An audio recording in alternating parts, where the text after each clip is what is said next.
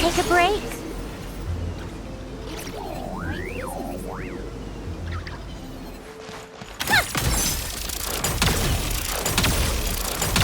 Come on, keep up. How tiresome. Come on, keep up.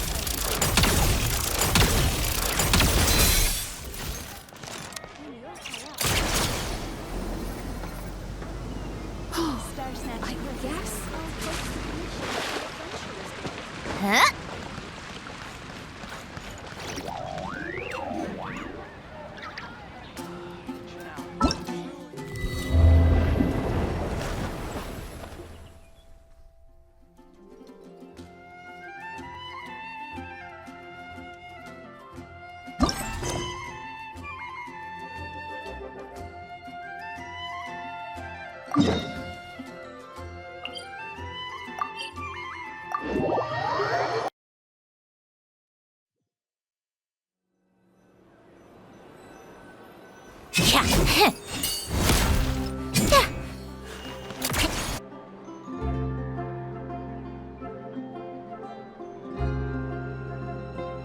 See? Told you they'd be here. Xavier! Oh, and Shiori and Farina too! Ah, Hydro Archon above! If it isn't my darling camera operator and clapper loader! A very happy Fontinalia festival to you as well! I'm guessing you came back to celebrate with us? Yep! And how about two? Even though the last festival had some unexpected hiccups, making the film was still super fun. Since you're all here together like this, you must be planning on entering the competition, right? Of course! A celebration of the entertainment industry. No one who's anyone would choose to sit this one out. It only happens once a year, after all.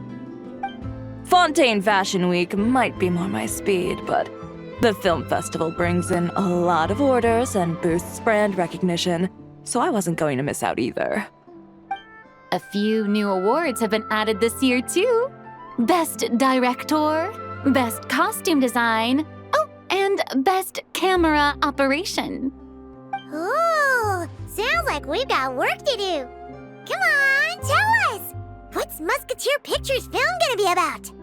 Oh, about that. What's wrong, Xavier? What's with that look? Oh, man, you weren't scammed by some shady investor again, were you? No, even I'm not naive enough to fall for something like that again. Besides, thanks to the fine people here, Musketeer Pictures has more than enough funds to shoot without investors. And yet problems persist.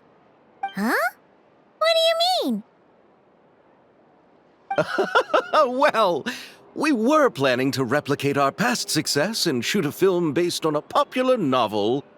But as we were holding auditions for the female lead earlier today, a striking young mademoiselle wandered in by accident.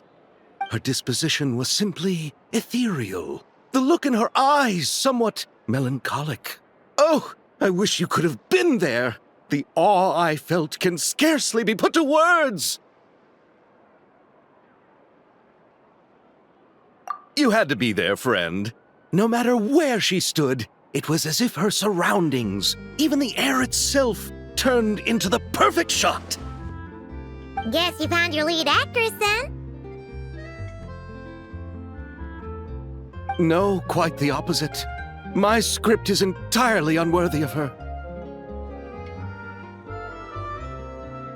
I fear it is. Nevertheless, I couldn't help but approach the mademoiselle to ask about her background and what brought her to Fontaine.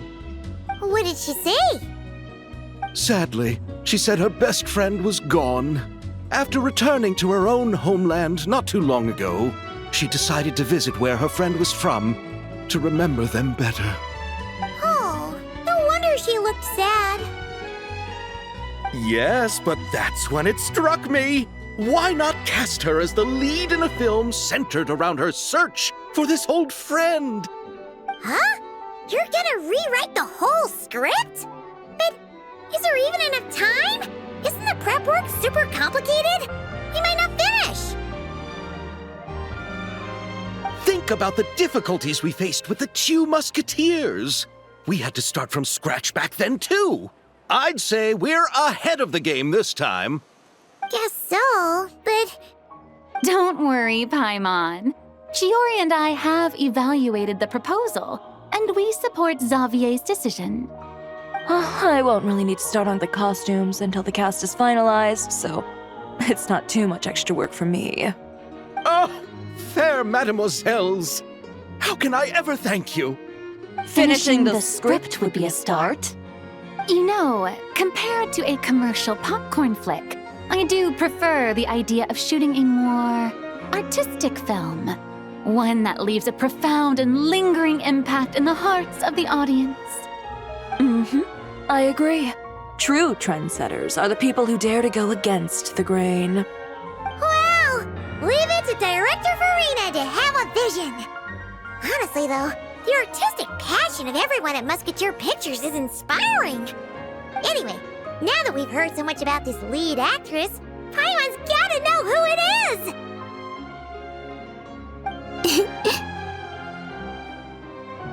Ah! Columbina! What are you doing here? Hello. I was just walking past when I heard you talking about me, so I came over. Huh? You know Miss Columbina? Of course! Wait a second. Does this mean Columbina is the actress who inspired the whole rewrite? Yeah. Wait, so did you make the trip by yourself, Columbina?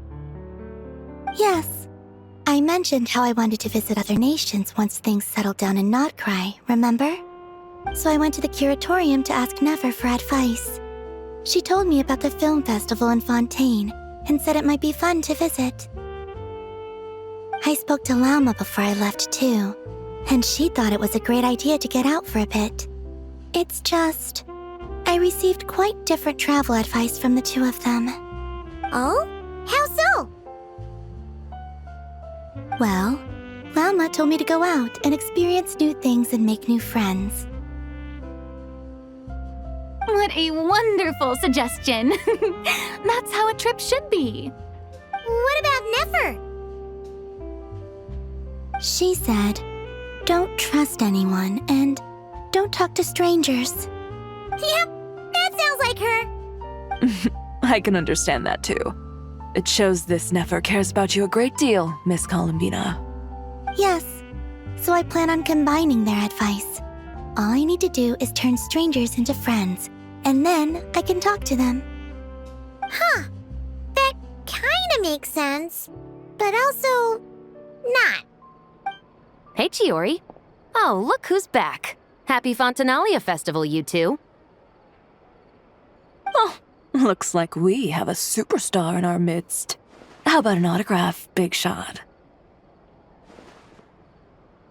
Ha, very funny.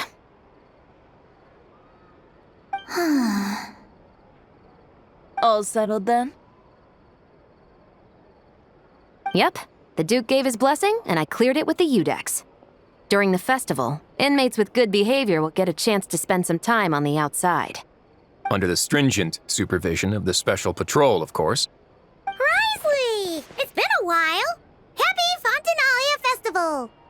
Does that mean Veronique and her brother will be at the festival? During a specific window of time, sure. Doesn't hurt to give the inmates something to look forward to. A little sun'll do them some good, I think. This is a friend from your travels, I'm guessing. Thought I heard something along those lines? Right! We should make some introductions, huh? Chevros, Risley, this is Columbina, a friend we met in Notcry. Welcome to Fontaine, Miss Columbina. I bet the weather's been quite an adjustment. Yeah.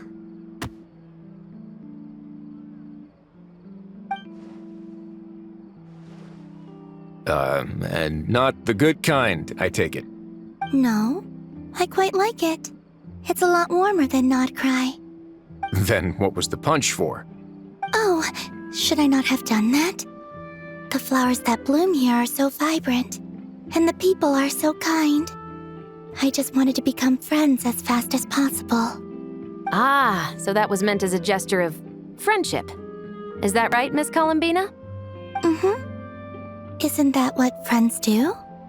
Right. Might have been a bit premature in this instance, though. Your friend here is quite the character.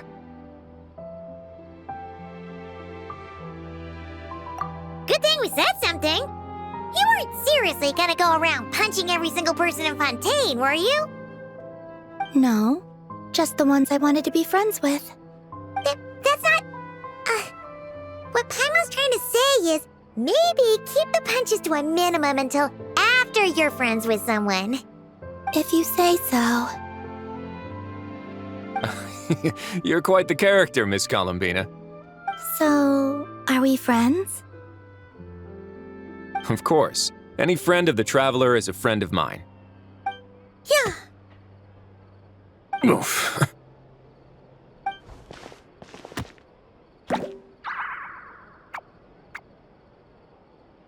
When it comes to friends, you sure know how to pick 'em.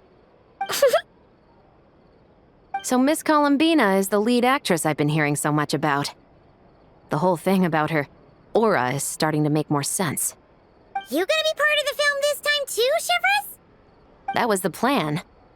But now that Mr. Xavier has changed the direction, I don't think I'm in quite as many scenes. It's all for the best, though. A different crew asked me to help consult on some of their musket work. Oh, sounds like our trusty musketeer is as popular as ever. I'm just going where I'm needed. I'm more than willing to help with whatever this production needs as well. Ah, well, speaking of, would you happen to know if there are scenic locations around the court of Fontaine that other crews haven't booked? The festival's pretty popular this year, so there's not a lot left. You might just have to talk it over with the other productions and see if they'll let you squeeze in here and there. I see. Having trouble finding a filming location? Yes, we made a last-minute decision to go down a different route, so the indoor locations we reserved are no longer a good fit. And it looks like all of the best outdoor spots have been taken. You know, I might know a place. Good views, good atmosphere, and no production team has snatched it up. That sounds perfect! Where is it? You want me to reveal it just like that? Come on, let it be a surprise. As much as that sounds riveting, I think we should divide and conquer. You go do that, and Director Farina and I will take Miss Columbina around the city to discuss lighting and styling. Is that all right with you, Miss Columbina? Traveler?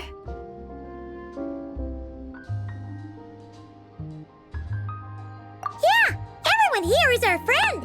So don't worry about a thing and just focus on enjoying your trip. Okay. All right, then the Traveler and I will go check out this potential filming location. It might even give me some inspiration for the new script. I'll leave this to the Duke then. Until later, everyone. Maybe we'll run into each other on set. Okay then. Lead the way, Risley. Paimon's not built for suspense. Let's get this show on the road. Who said anything about roads? Huh?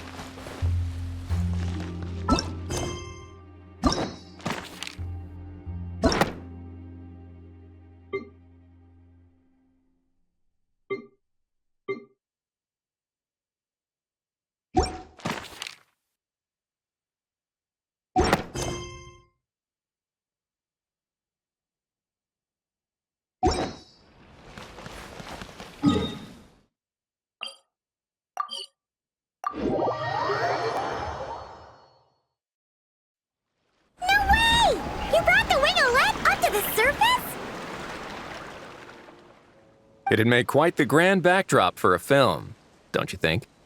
Paimon's seems more focused on the fact that this thing is supposed to be underwater, inside the fortress of Mirapede. True. And keeping up with the maintenance on a vessel this big is a lot of work.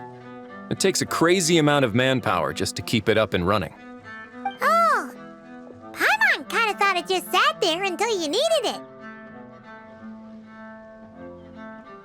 I wish it were that simple. The truth is the maintenance costs on this thing are substantial, so we decided to rent it out during the festival to earn some extra mora. Besides, the inmates are the ones who keep it in good shape. Seeing the fruits of their labor put to use is a good form of social rehabilitation for them. Huh, you've really thought this through. What you think, Xavier? Is this a good place to shoot? Ah, I've got it! Good messieurs and mesdemoiselles, I've got it! Gonna take that as a yes. The beginning is the hardest part, and the opening of this film has been eluding me, but now I know just how it should start. Glad to hear it. Thanks for bringing us here, Risley. Don't thank me just yet. This isn't quite a done deal. Huh? Not a done deal as in someone already rented it out? You said no other production teams had snatched it up! This person isn't affiliated with a production team. The rental fee was high enough to scare off plenty of other film crews, but she didn't blink. Made quite the generous offer, and didn't even attempt to haggle. Do you know what she plans to use it for? I'd like to at least have a rough idea before going in to negotiate. I didn't ask for the details, but I did see what looked like a fishing permit and a business license on her desk. My guess is she's planning on using it for some kind of restaurant or aquarium. A floating restaurant is sure to attract people, but an aquarium sounds cool too. The views from the ship make it a great spot for a date. The winglet might not be under my command right now, but it's always nice to see her admired. A film is sure to drum up some good publicity as well. I do hope we can work something out with the current captain. Well, guess we should head over and talk things out then. Best of luck.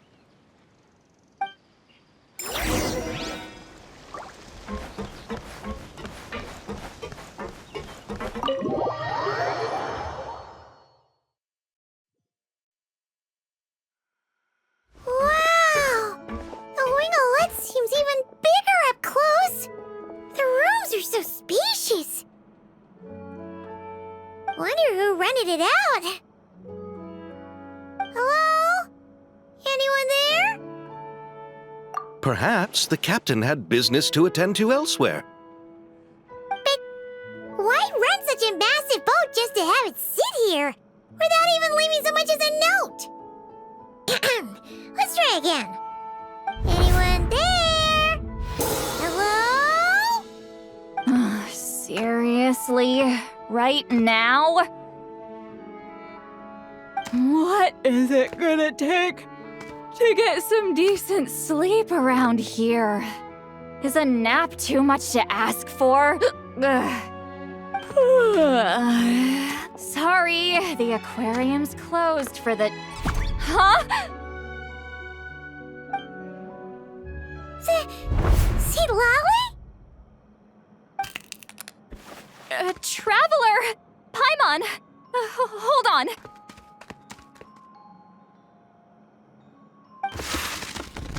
This is just great! How am I gonna go out dressed like this? What happened to my regular clothes?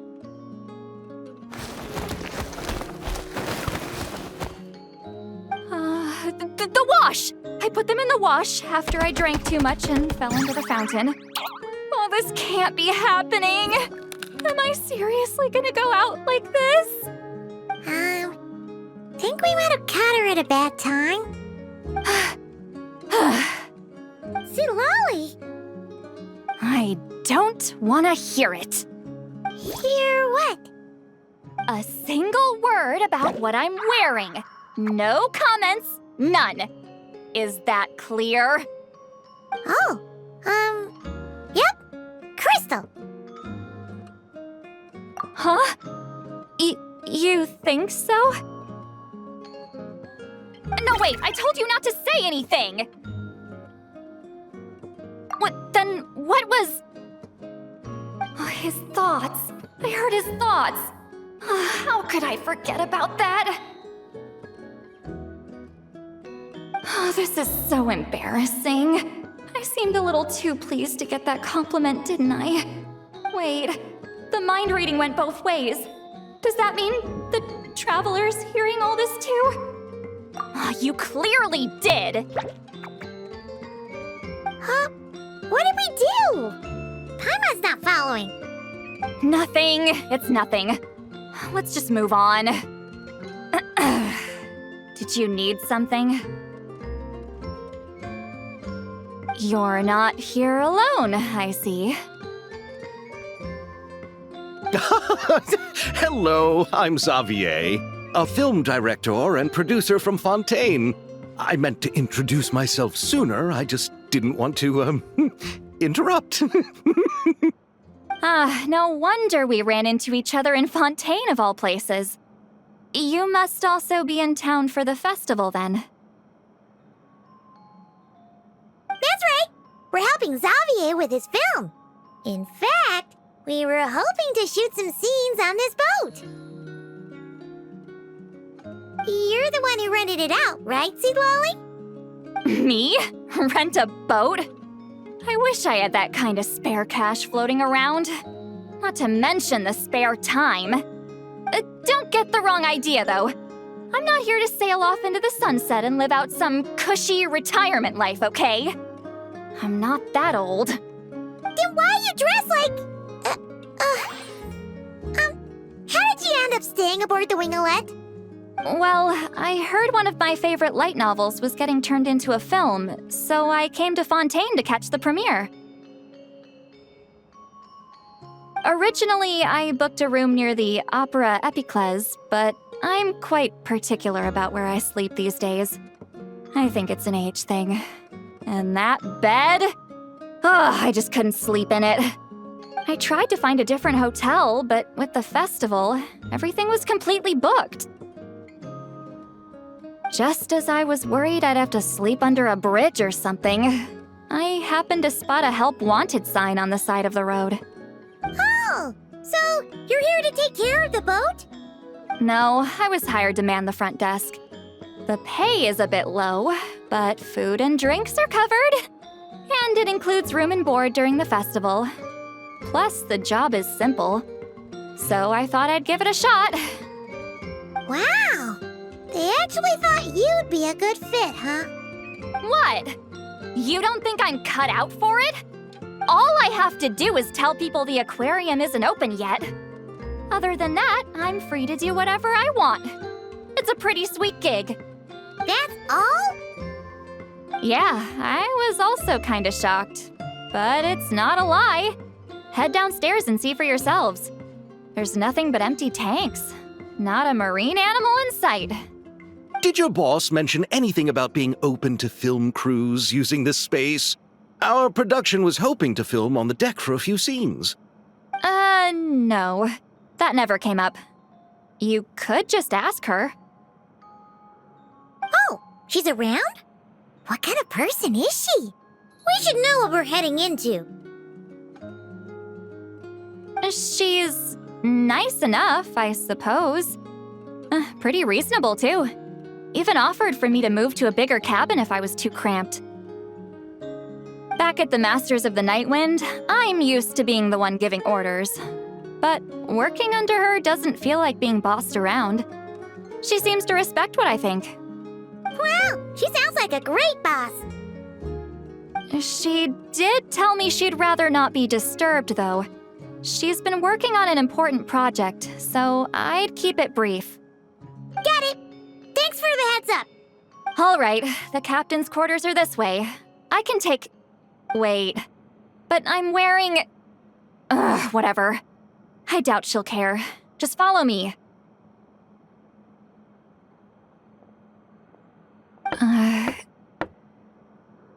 Miss Guillotin? These visitors were hoping to ask you about something.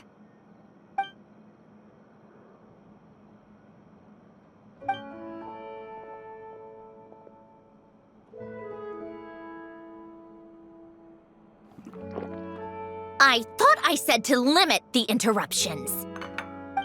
Just tell them the aquarium is still...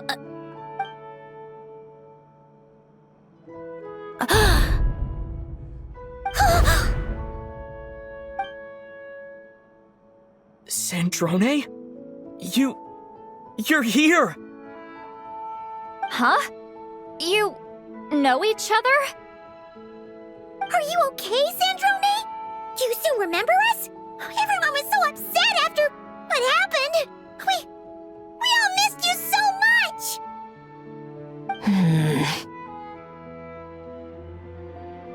Miss Seat Lolly, why don't you escort this gentleman to the reception area for a cup of tea? I have something to discuss with these two in private. Ah, I see. Right this way, Mr. Xavier.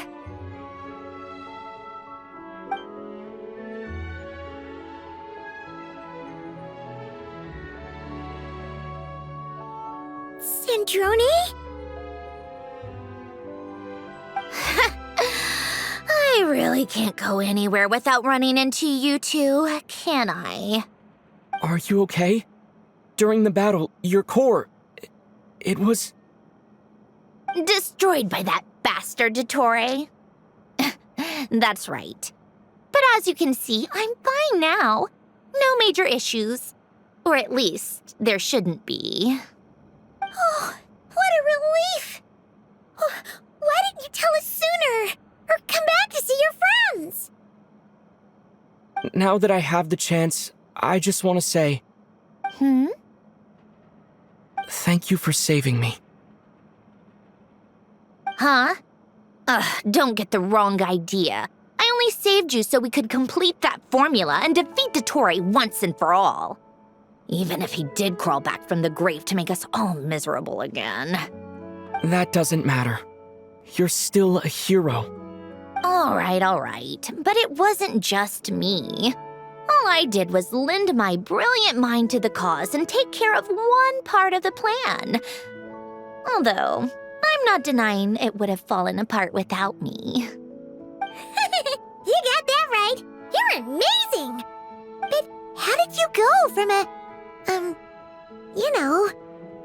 From a lifeless pile of scrap to looking like this?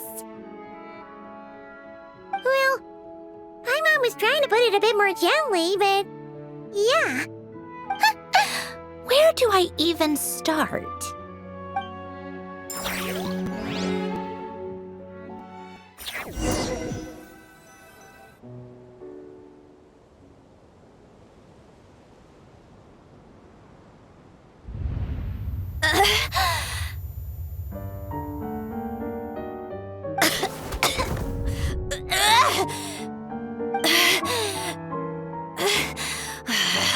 Curse it all! Where am I? Did we do it? How much time has passed? I'm not in one of that lunatic's experimental labs, am I? Wait, Fontinalia decor. Books from the Research Institute. Phew. One thing at a time. Initiate self-diagnostics. Assess the extent of the damage. Cut power to compromised, non-essential components. Then reconstruct available action modules. Severe damage to the core. Dottore, you bastard. Polonia?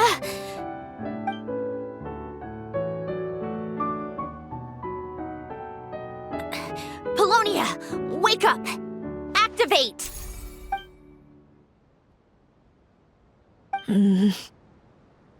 You're in even worse shape than me. Internal gears and energy circuits are barely intact. Extreme damage to the core, just like me. Rebooting is off the table. Even if I could repair the damage, I don't know if... You used up all your critical energy in those final moments, didn't you? To protect the core of that guy in the hat, and the numerological array. Wait, the array. Yes! The prototype is still here. But can I even run it in this state? Whatever. I have to try. I just need to confirm one thing. Activate the numerological array. Connect the computing core to my body. Just like I thought. It needs too much computing power.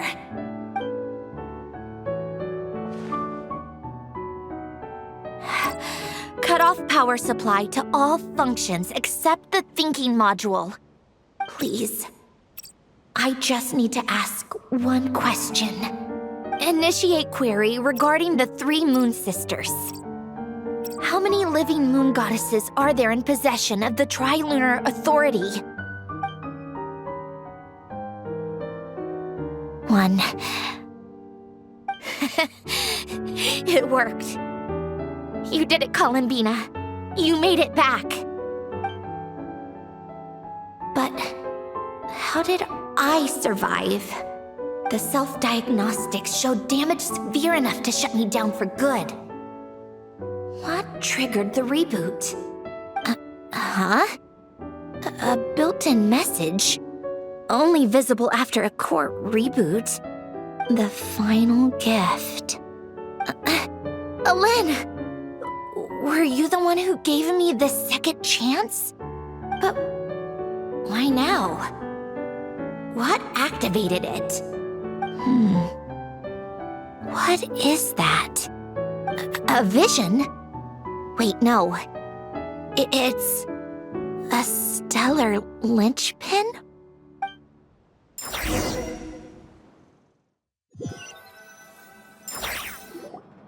A stellar linchpin? What's that? You can think of it as a rare kind of vision. As for what causes one to manifest, well, that's still unknown.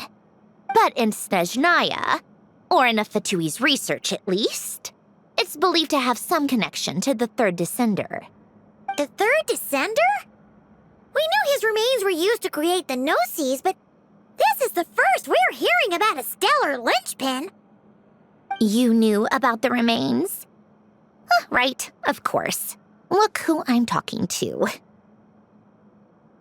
Yes, the heavenly principles used the remains of the third descender to create the 7 Gnosis as a means to consolidate the Archon system.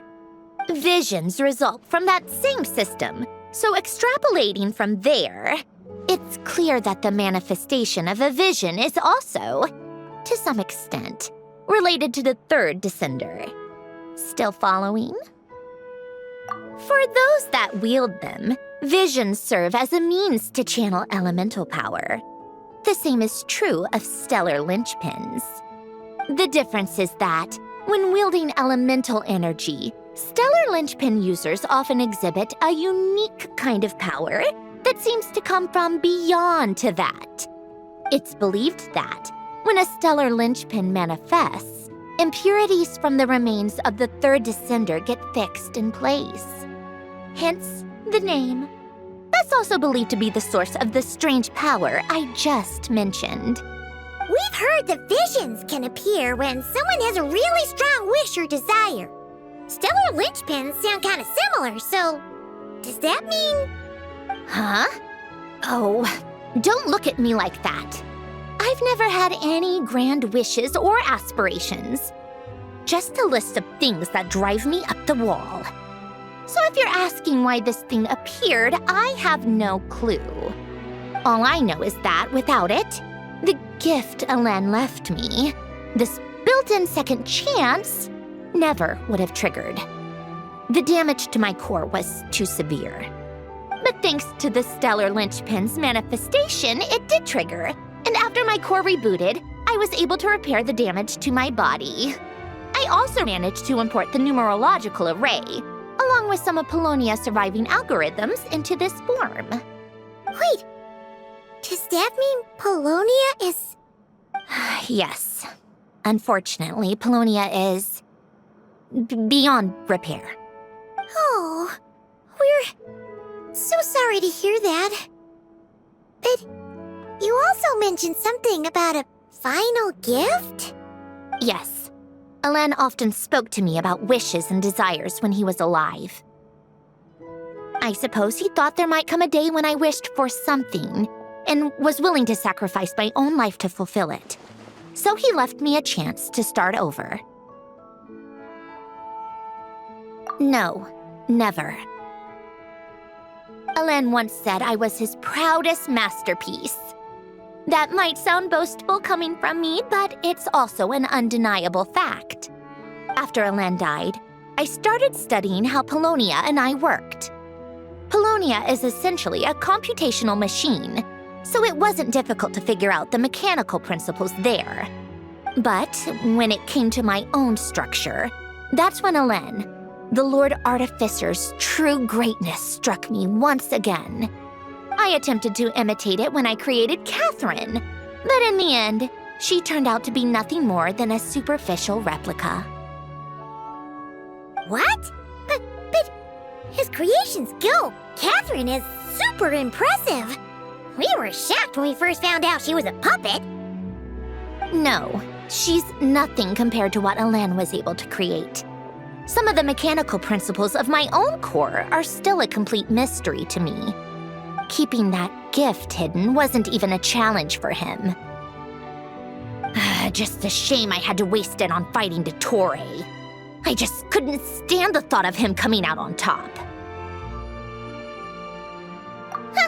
If you put it that way, the world owes me a whole lot then, doesn't it? Wait, but all this still doesn't explain what you're doing here. Risley said you rented the ship and even had some kind of fishing permit? That's because I'm trying to go back to the place Alain and I lived when he was alive. My former home, I suppose you could say. The second chance wasn't the only part of the gift. According to the message, Alain left me a few other things that are stored in the house we shared together. I'm hoping that whatever he left me can help fix certain anomalies in my rebooted core. And help me understand why I received a stellar linchpin in the first place. Okay, so go back then. What does that have to do with fishing? And to think I'm talking to the saviors of Fontaine. Did you forget that the water levels have been rising for centuries? I can't just go back to the place I used to live because now it's underwater. Oh, right. With the rising water levels and changes in terrain, it's not just a matter of finding where it is, but also clearing away any sediment or debris. But Fontaine law prohibits unauthorized individuals and organizations from excavating underwater ruins. A Melazine caught me the minute I even made an attempt. Why not apply for authorization then? And face the endless slog of Fontainian bureaucracy. No thanks.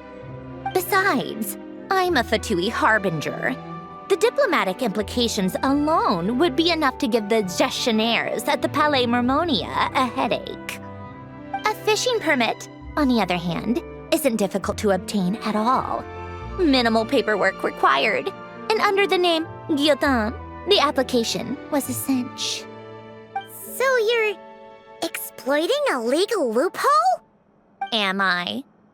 That underwater home belongs to me. If I happen to chance upon it while doing some fishing, what's the issue with that? Of course, I do have to catch some fish to put in the aquarium, just in case the gestionnaires come to check up on things. That's also the reason I hired someone to man the front desk. Huh? But isn't that kind of a waste? He went to all the trouble of getting a business license and rented out this giant ship. Just for show? If you want to run an aquarium that bad, be my guest. Use the facilities however you want. I'm certainly not going to stop you. All I want is to go back home and see what other gifts Alain wanted me to inherit. Hold on. Enough about me. What are you two even doing here?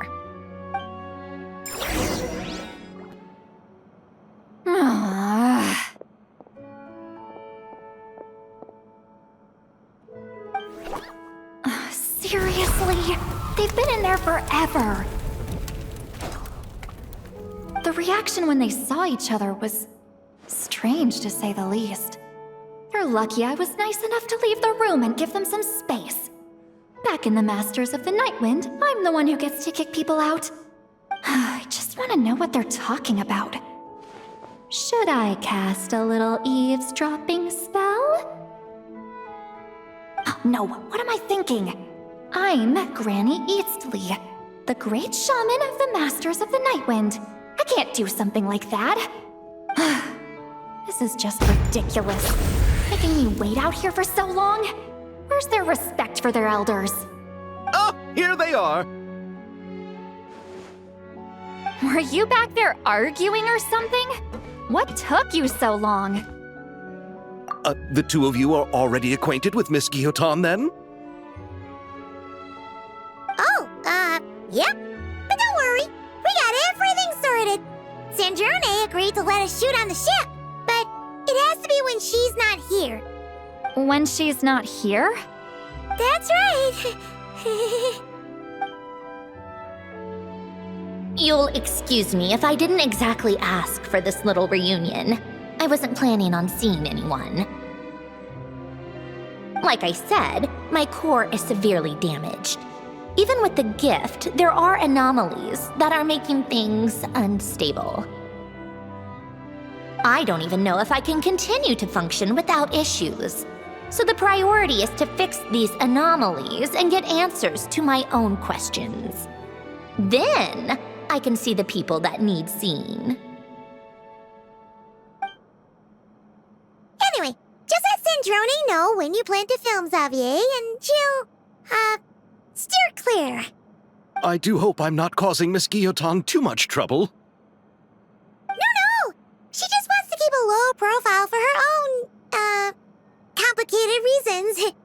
She doesn't want anyone else to know she's here. Understood. I'll be sure to keep that in mind. Oh, and see Lale? Huh?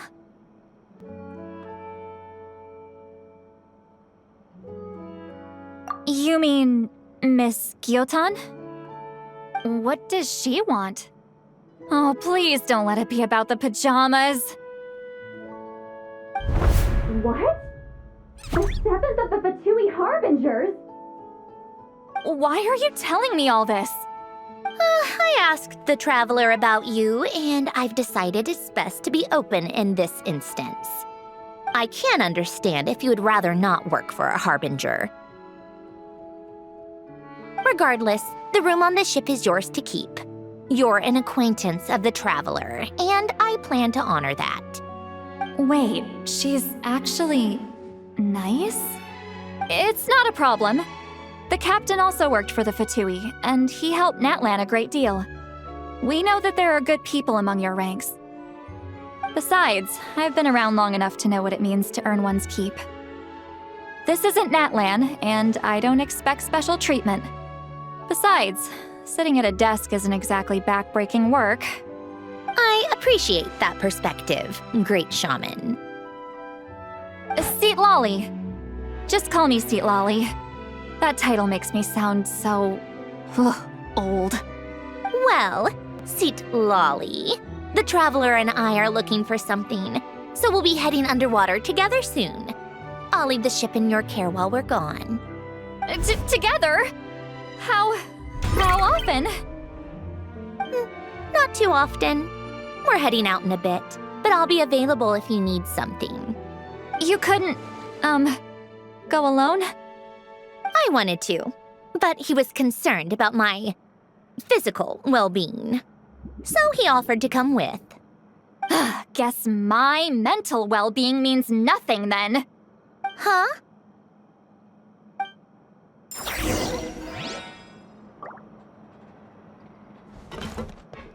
Just be quick about the whole thing, okay?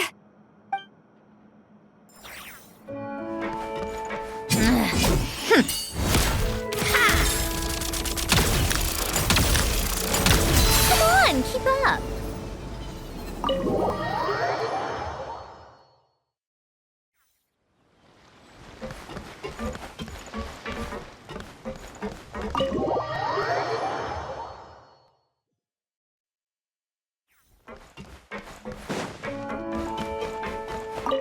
Miss Guillotin is so generous. We talked it over, and she agreed to let our crew come over and do some test shots while you two are out.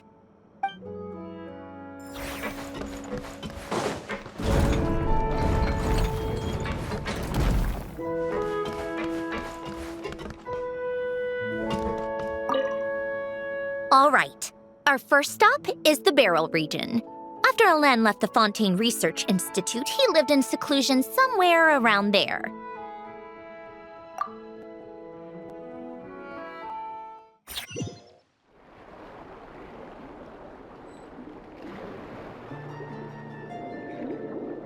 Huh. This place has changed a lot. Guess I really have been gone for a long time. Let's look around and see what we can learn. Oh, and don't forget to catch a few to take back. We need to keep up appearances, remember?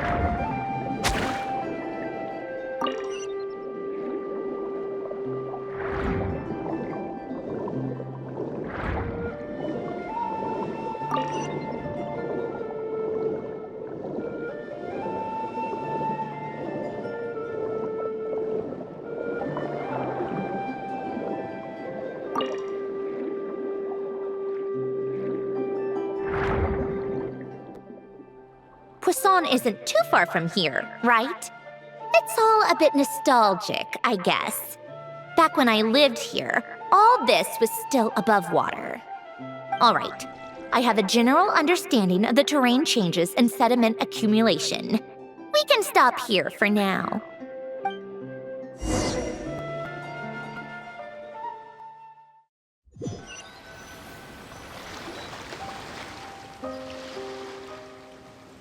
That went smoother than expected. I appreciate the help. No problem. You doing okay though, Sandrone? Seeing your home look nothing like you remember, that can't be easy. I'm fine. Times change. People change. That's the one thing you can actually count on. I made peace with that a long time ago. You should head back and put them in the aquarium tanks. We finished ahead of schedule, so your crew is probably still on the ship. I'll follow in a bit. Right. Xavier said he was gonna test out a couple of shots.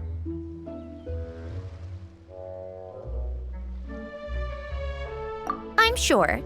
I want to take another look around on my own. Okay then. Want us to let you know when the filming is done? No need. Columbina relies on Kuvaki to perceive her surroundings. In Nodcry, her senses are heightened because Kuvaki is everywhere. But here, as long as she doesn't activate her abilities, her range of perception should be equivalent to an average person's line of sight. I figured that out back in Snezhnaya.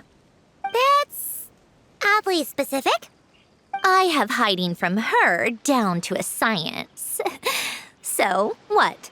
Things might be a bit different now that she's merged with the Moon Sisters, but I doubt there's been a drastic change. The point is, you two can head back. Don't worry about me. Okay, if you say so. Come find us on the ship if you need anything.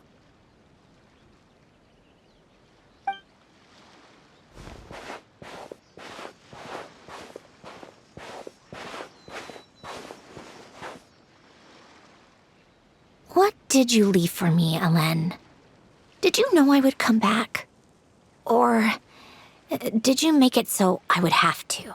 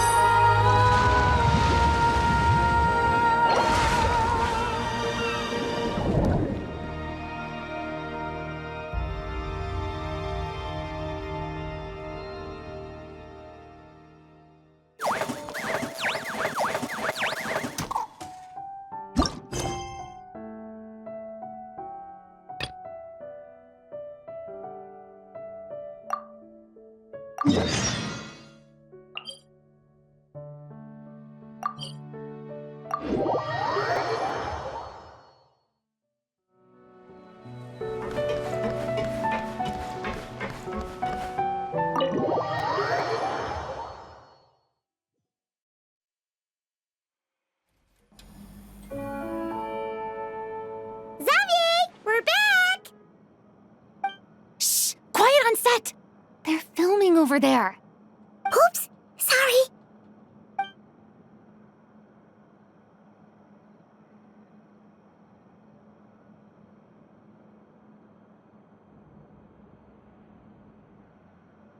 What's your take, Detective?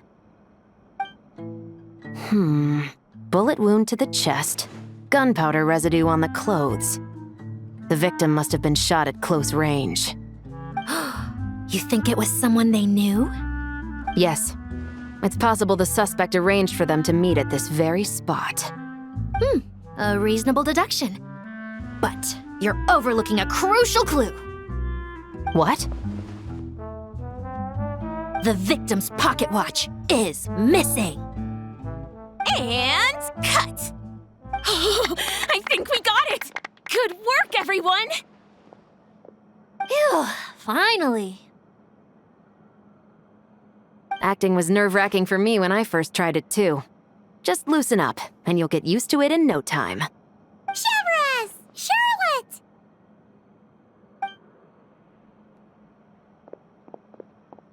Oh, hello there, you two. You're filming here too? Oh, so Charlotte's crew must have been the one that asked you to help out, huh, Severus? Yep. They heard about a potential filming location and wanted to come check it out. But when we got here, your crew had already beaten us to it. Luckily, Xavier and our director, Lapine Pauline, go way back. In the end, we agreed to just share each other's filming locations. Considering all the last-minute changes, that's just what Musketeer Pictures needed. For sure! Based off the scene just now, you must be the star of the film, Charlotte! You bet! This detective costume really suits me, don't you think? Oh, for sure. You're already right at home lurking in the shadows taking pictures of this and that. Add a notepad and you're practically method. Thanks, Miss Chiori. I appreciate the compliment. That didn't sound much like a compliment to Paimon. So this is a film set? It looks like a very happy place. This must all be quite new to you, Miss Columbina. Yes. I watched a few films with a friend once, but she thought there was no point if I wouldn't open my eyes. So she stopped inviting me. Looks like I missed out on a lot. True, but being an actor seems like a tough job. Huh? Most people would swap lives with an actor in a heartbeat. The lifestyle is so glamorous, and the pay is more than generous. But they have to act out lives that aren't their own, with the whole world watching on in judgment. If they don't do it justice, it must feel like they're letting people down. That's exactly how it feels. This young lady has quite the unique perspective.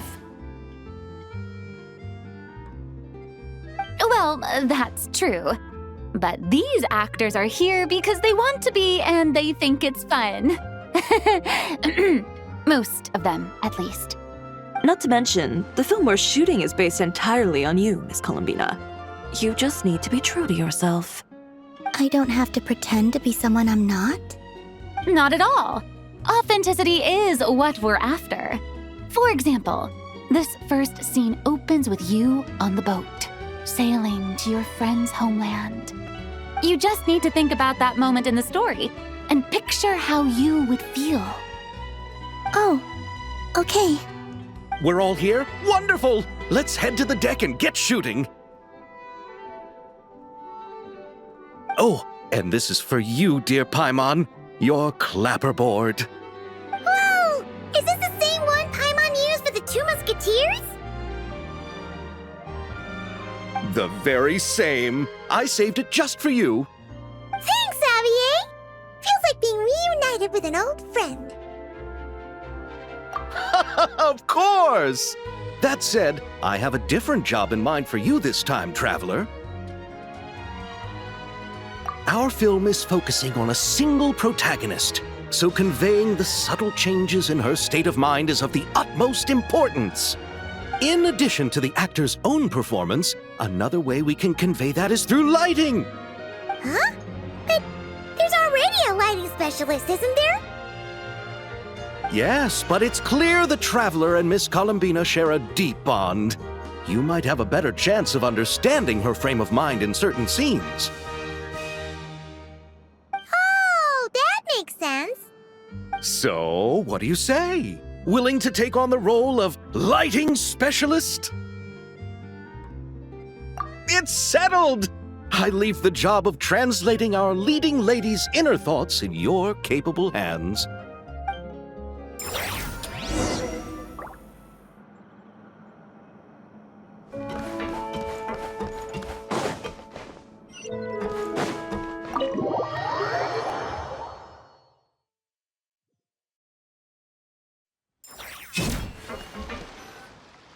All right, without any further ado, it's time for production on our film, A Homecoming, to officially begin!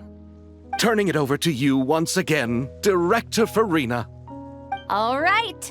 Positions, everyone! Camera operator, clapper loader, get set up. Let me know when lighting is good to go.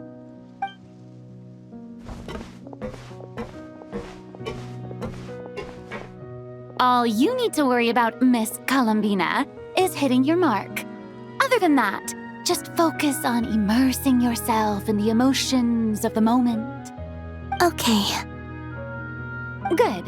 Lighting, are we ready?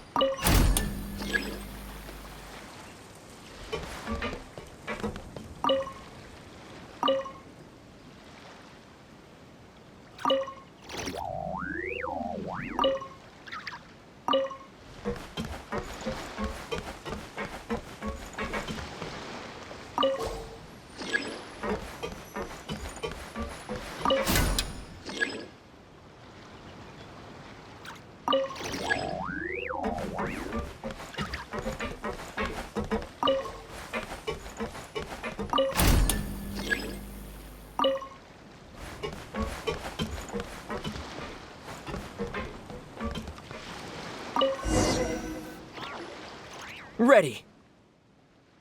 All right, quiet on set. 3, 2, 1, action! This is her homeland. Columbina. Cut! The emotions I'm looking for were definitely there. Let's just try to keep it a bit more natural. Oh, but definitely keep that gesture at the end. I loved how real it felt. You looked genuinely moved. All right, if you're ready, let's go for another take. Miss Columbina? That presence. It kind of felt like... Sandrone?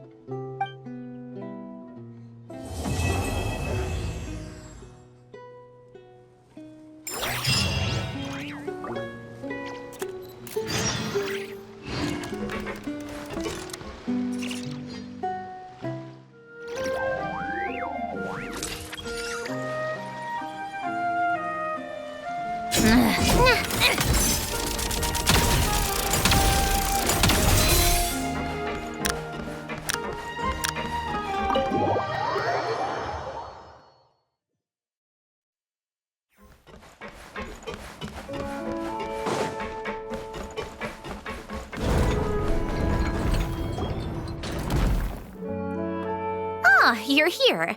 We should get going then. Xavier and the others should be filming soon. How's it going? Have you managed to figure out the location of your home yet? I've narrowed down a few potential locations. We just need to take a sample from each one. Once the equipment analyzes them, we should know the exact location and where to find the entrance. Great! We should get started then.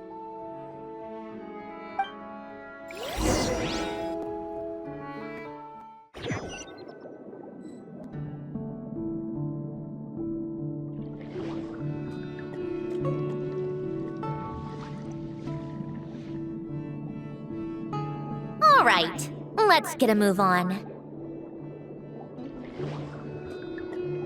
That should do it. Let's head back.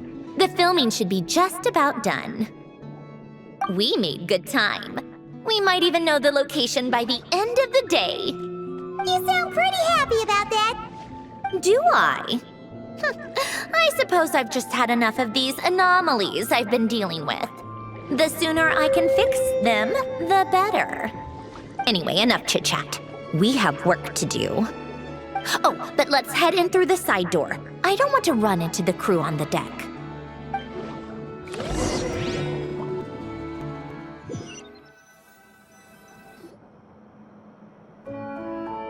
All right, now we just need to wait for the results. Since we have some time to kill, I suppose I might as well see how this aquarium of yours is coming along. You seemed quite enthusiastic about it, after all. It's really coming together.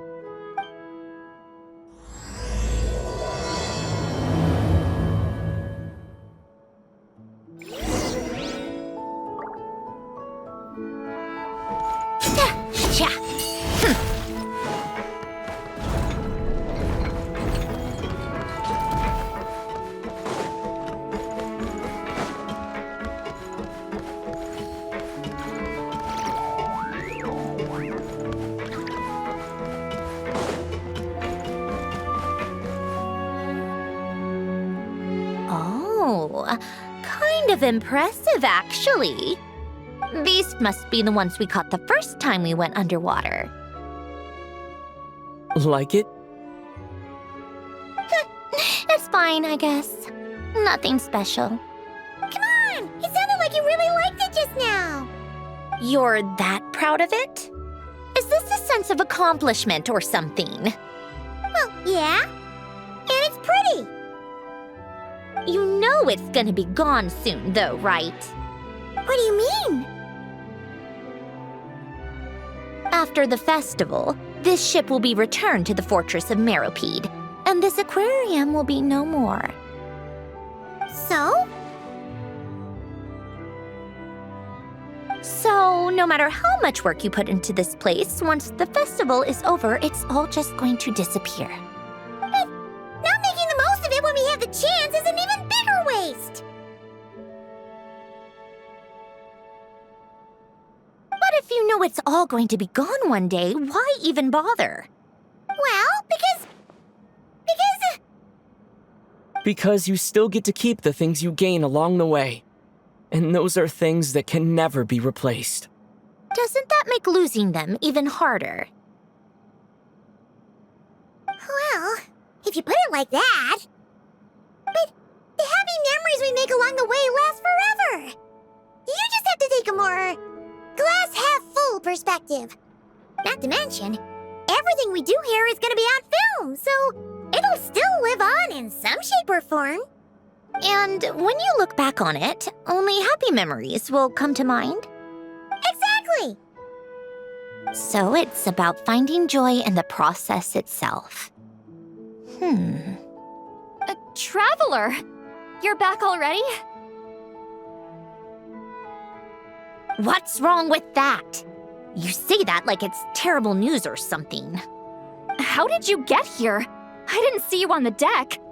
Oh, never mind. We need to help Miss Guillotin hide ASAP. The crew is heading over here to shoot any second. What? They should be done by now. There was a mishap earlier that cost them some time. I was waiting on deck so I could warn you the minute you showed up. Anyway, you should head back to the captain's cabin right away. They're gonna be here any minute now. Ugh, finally! That's a wrap for the scenes on the deck. Wouldn't have taken half as long if the wind hadn't snapped our equipment in two. Uh-oh! Too late! Change of plans then. You'll just have to hide. Hide? And where exactly am I supposed to do that? Oh, there's a box over there! You can get in that! Huh? You expect me to... Do I need my makeup done for the next scene too? For the love of... Let me see. Maybe just a quick touch-up. Huh? Traveler and Paimon? What are you doing here? I thought you took the day off to take care of something. Huh? Oh, well, it didn't take as long as we were expecting, so we came back early. What about you guys? You're still not done shooting for the day? No, we ran into an issue that, set us back. It meant Miss Charlotte's crew wasn't able to wrap either. We both still have scenes to shoot in this aquarium. Oh, that's not ideal. For several reasons. Let us help then. The sooner we wrap, the sooner everyone can get some rest. All right. Thanks, you two. Miss Charlotte's crew can go first then. If I'm not mistaken, you still have a night shoot later. Thanks, Director Farina! Of course. Fellow artists should help each other out where we can. Agreed. Well then, camera, lights, get set up. Actors, give your lines a quick once-over. Let's try to get this in one take.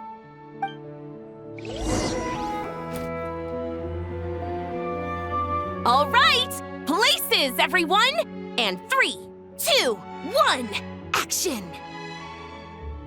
So, the story ends like this. But when Duke Saint Germanus departed, he clearly said that everything was beyond redemption. Huh? That sounds familiar. Wait, it's from that novel I came across while researching the numerological array. He's only a genius when it comes to mechanics, and everything else, he's just an ordinary person. Huh? What was that noise? Whatever, I'll just fix it in post. Miss Jacoba, please don't speak as if I were the accomplice. Not so hard. This box isn't sturdy enough for that. This is why I keep saying, don't put too much trust in Clockwork Mecha. Unlike humans, machines don't have a heart. A heart? That's right. It's what's on the inside. It's also referred to as someone's soul, or likened to free will. You can think of it as a person's core, what makes them unique. In general, though, people don't believe machines are capable of having a soul. You said my emotion module was faultless. It is, but that's not quite the same thing. Do you think I have one then? A heart? I don't think so. I know so. The question is, do you recognize it within yourself? That's where you're wrong. I can't believe this. Forcing me to hide in a box and listen to this drivel. Me. In the end, clocks tick through tranquil years. Fish swim in crystalline springs. No matter how grand a dream is, it will fade away like this. Forlorn, wordless, silent. And cut. That was a long one. What did you think? If she makes them do another take, I'm going to flip a lid. And not just the one to this box. Oh, there were some weird audio things going on, but acting-wise, it was great! It's a keeper! Perfect! That means I can get out of this box. It's our turn. Camera operator, set up for the next scene.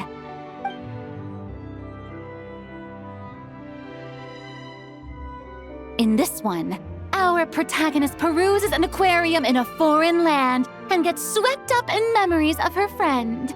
So, in terms of lighting, that's the vibe we're going for. Got that? Shoot. Paimon thought there'd be a break and Sandrone could slip away. What are we gonna do now? Break a leg! Yep, we're headed off to shoot our next scene.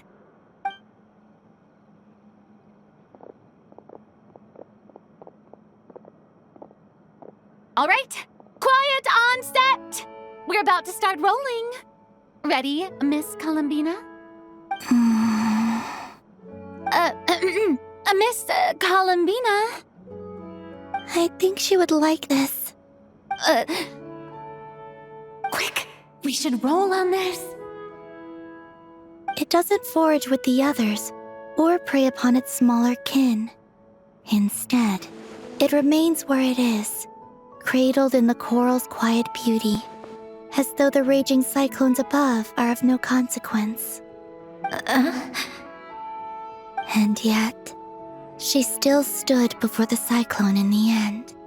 So I think that story has it wrong. She is no different than us. She has a heart. Columbina. Hmm?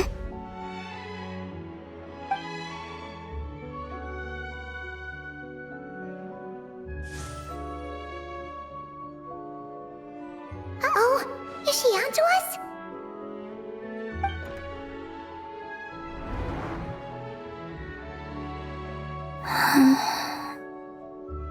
What is she doing? Cut! You okay, Columbina?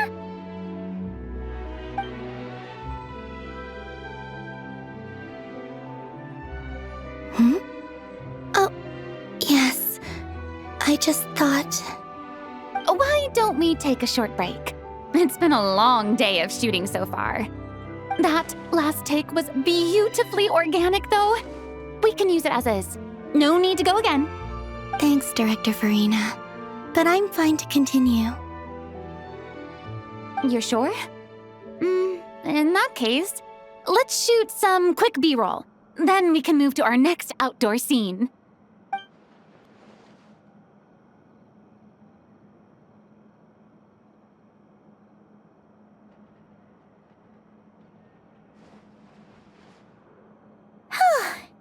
We're in the clear this time.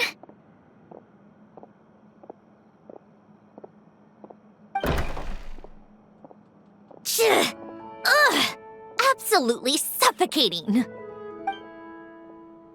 You okay, Sandrone? Right as rain. Come on, let's go check the test results. It's time for me to go home.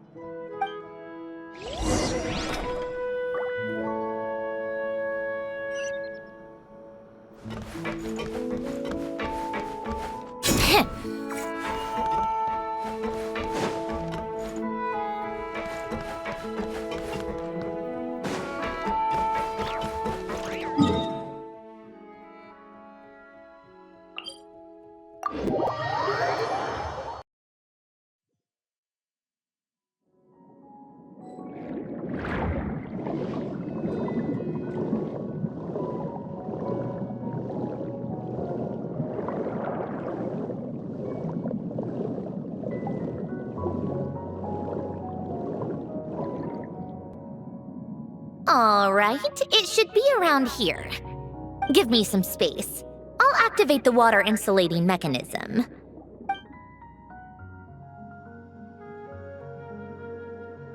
The what? Alen, much like Renee, had long predicted that the water levels in Fontaine would rise. Thanks to his expertise in mechanics, he was able to implement a few simple measures to protect our home from flooding. I told him there was no need, that I would just move when the water rose too high.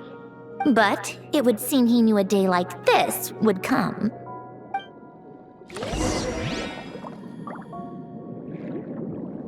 All right, the silt has been cleared away.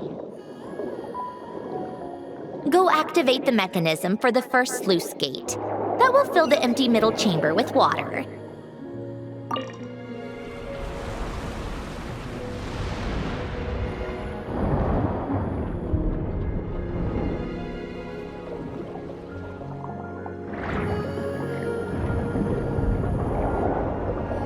All right, now turn on the drainage mechanism in front of the second sluice gate, and this chamber will become empty once again.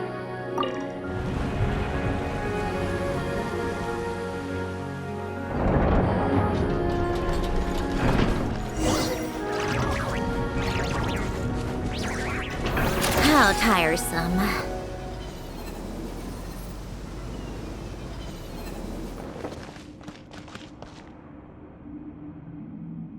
So, this is where you used to live? It's beautiful! There's even a garden! Back when I lived here, it was my job to tend to the potted plants and flower beds. Still growing strong even after all this time. Who would have thought? If the weather was nice, I would take Alen out in his wheelchair and we would go for a walk. Before long, we started bringing Polonia along too. Come to think of it, I was the only one who could get around easily back then. Polonia always got stuck at some point, and it was up to me to launch a rescue mission. Happy? I suppose they were. Uneventful, but pleasant. Repetitive, but peaceful. It was like living in a world where time didn't exist. Of course, that was all just an illusion. Death still awaits all of us at the end. Oh. All right, enough standing around. Let's head inside.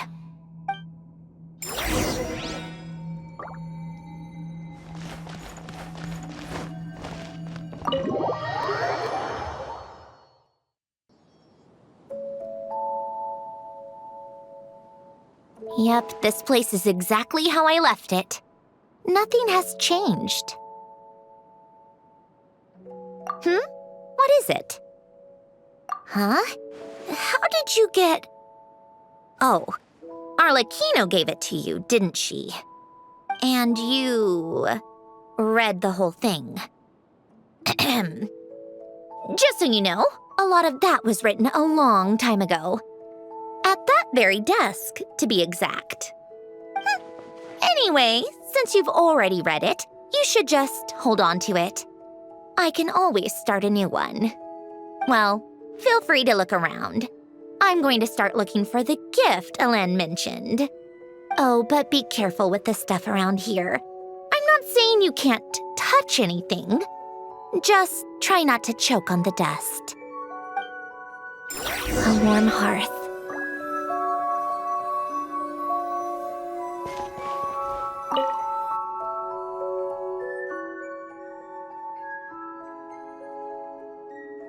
Oh, I played with these when I was little.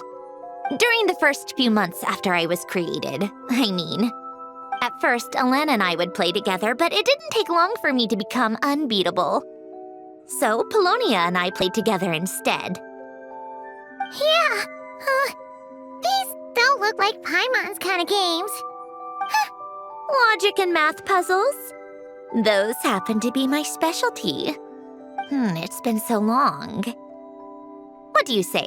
Should we play a few rounds? Let's go with this one. The gears on the left are stacked from largest to smallest. The goal is to move them to the other side in the fewest number of moves. Just remember, you can't stack a bigger gear on top of a smaller one.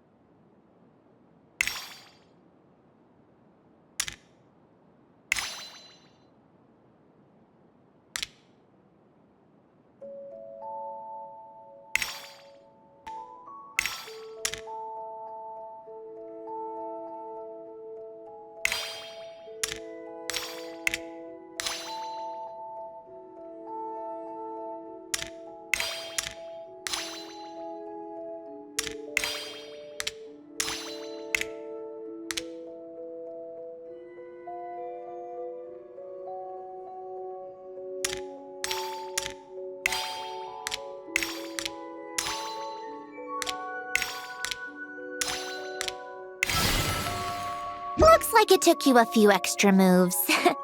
My first attempt was the same. You'll get better with practice. Well, what did you think of the game? You showed quite a bit of promise, too. We should do this again sometime. There are other puzzles we could try.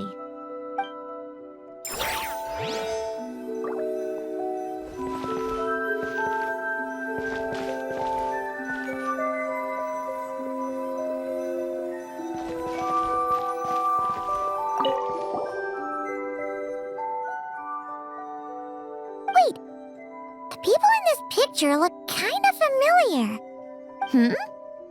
Oh, this was taken when Hélène and Renee were both still at the Fontaine Research Institute. Before their falling out. In his later years, Hélène would often sit by the fireplace and stare at this picture, wearing an expression somewhere between guilt and longing. He said he sometimes regretted not helping his friend when he needed it most, even if just to stop him.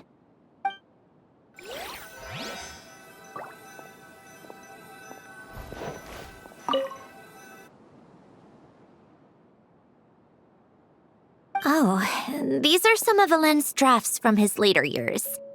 Just casual doodles, really. And these are just some unimportant letters. I couldn't be bothered to sort through them before I left.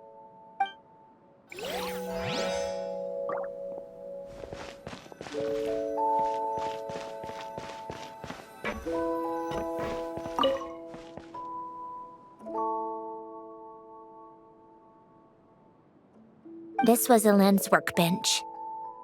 Later on, of course, it became mine. It's where both Polonia and I were brought to life. Before Hélène was bedbound, this is where he would teach me about mechanics. I would sit and listen, chiming in with questions here and there.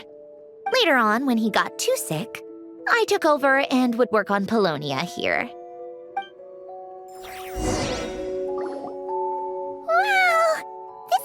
Filled with so many memories. It's so cozy and charming. You should have seen it in its prime, when people actually lived here. A lit fireplace, a steaming cup of coffee. That's the real deal. You know, we also used to have a mechanical piano that Hélène built. Ooh, how chic! Hélène never played it much. He probably wasn't able to at that point. But I managed to teach myself. Music theory is essentially math after all. Once you learn the patterns, it's not really that difficult. I loved perusing Hélène's collection of classical music. The chords and harmonies felt like individual mathematical puzzles. It was fascinating. So I did some composing as well. But as Hélène continued to deteriorate, even the sound of music began to grate on his nerves. So I got rid of the piano. Aww. Back then, I assumed a piano was like an ordinary clothing rack, commonplace in every home and easily replaceable. It was only after I left that I realized how hard a good piano is to find. Enough about that. Hélène's gift should be just in here. The only things undisturbed before I left were a few of his personal belongings.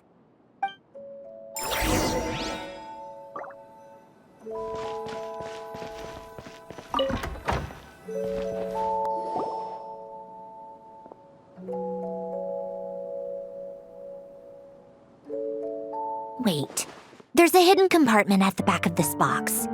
Looks like it's locked with some kind of gear mechanism. Knowing you, Hélène, I'm guessing it goes like this, then like this. Got it. Am I a genius or what? Let's see here.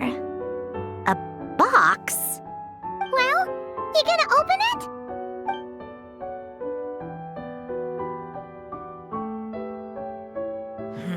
It's heavier than I was expecting. Just how much stuff is in here?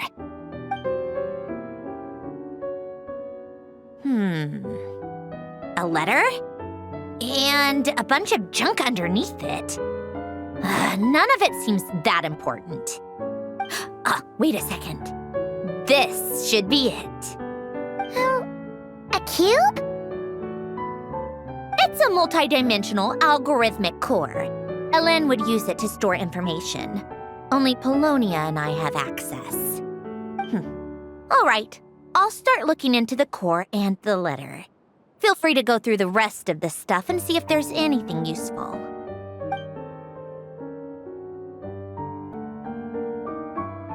Okay. Hold on. There's another picture in here. This one has writing on the back. A snapshot of you playing among the plants shortly after you were born. You seem to like these flowers a lot. May you grow and flourish just as they do. Huh? Wow! Look how happy you are in this picture. You've changed a lot since then, huh? What's that supposed to mean? Just that you come off kind of aggressive sometimes. Or, annoyed at everyone around you. Well then, people should stop being so annoying. It's not like I'm the one with the problem. Of course not. Oh, here's something else. Looks like a piece of paper torn out from somewhere. Today, I solved another math puzzle and made a breakthrough on a construction problem the Institute has been stuck on for years. Am I a genius or what? No, wait, that's From now on, I should have people address me as Her Highness the Clockwork Princess, Unraveler of all reason. Nope, no more of that. I thought I tore this page out. You wrote this? Then how did it get... Wait, there's more writing at the bottom. You seem to have developed a distaste for this particular entry, considering I found it in the trash. I'm sorry, but I could not help but hold on to it. Forgive me. Helen! Don't be embarrassed. Everyone goes through a phase like that. Nonsense! I wasn't even the one who wrote that. It must have been Polonia. That's enough. I told you it was Polonia. You know what? We're done with this. No more rifling around in the box. Just put it down and let me read the letter. To my little clockwork princess. Not another word. Got that? If you're reading this. You've most likely received the gift I left for you. I just hope you didn't stumble across all this while cleaning out my effects or something trivial like that. I once asked if there was something you wished for. Do you remember that? I wonder if time has changed your answer. Regardless, I have another gift. A formula that will allow you to come face to face with the anomaly inside of you. If you even still call her that. Why this gift? To understand that, allow me to wax poetic on the soul once again. I would ask you to stick with me until the end, but I know you will. You always have.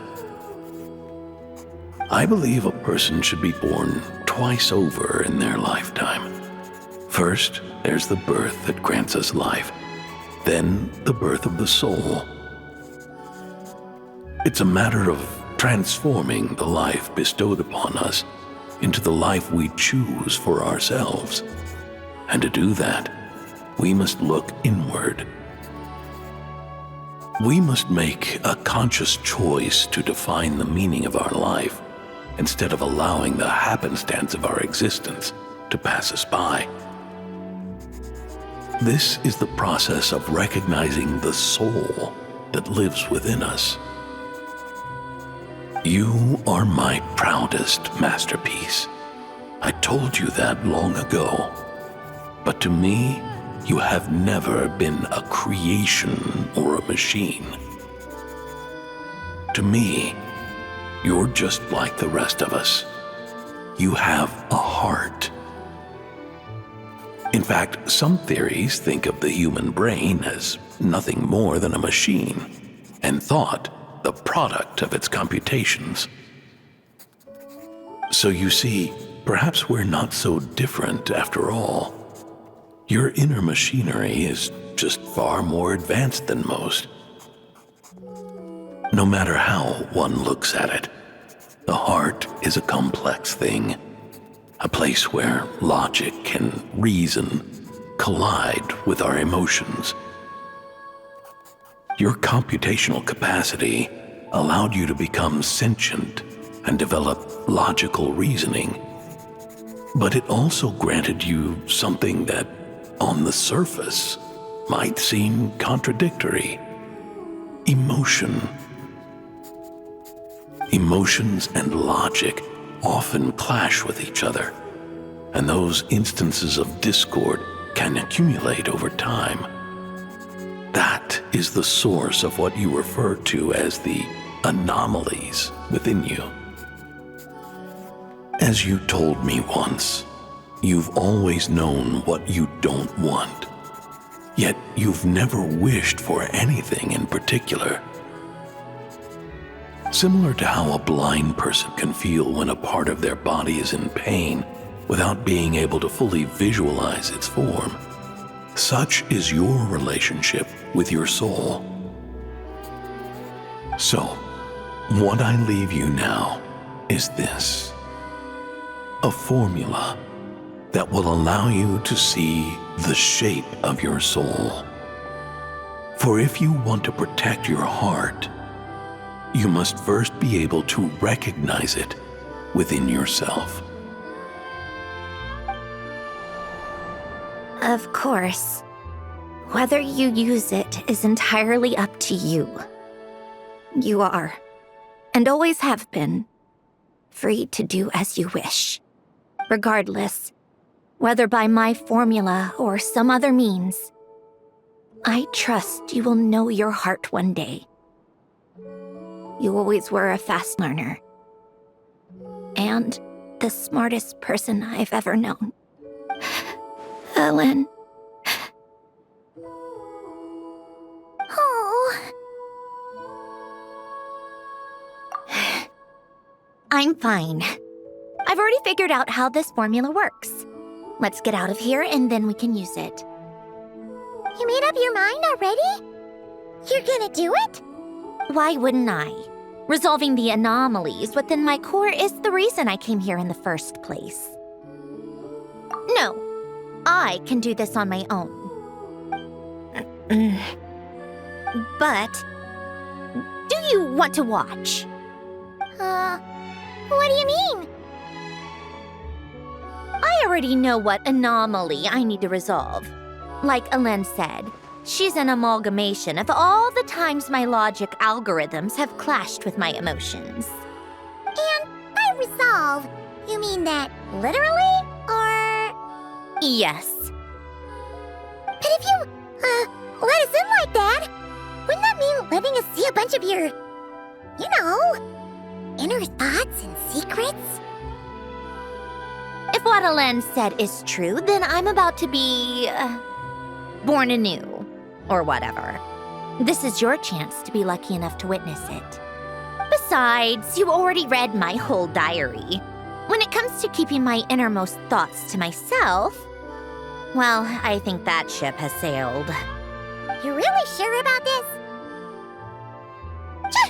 How many times do I have to say it?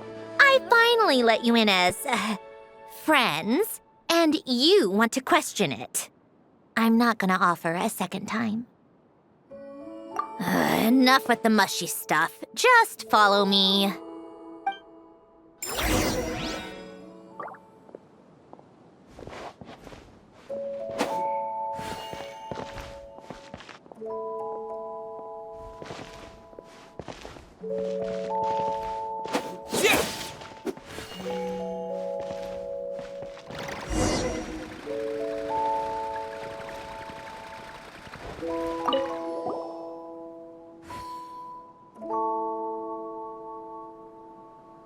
All right. With the numerological array, I can construct a simple formula that will allow you to experience what I see and hear in real time.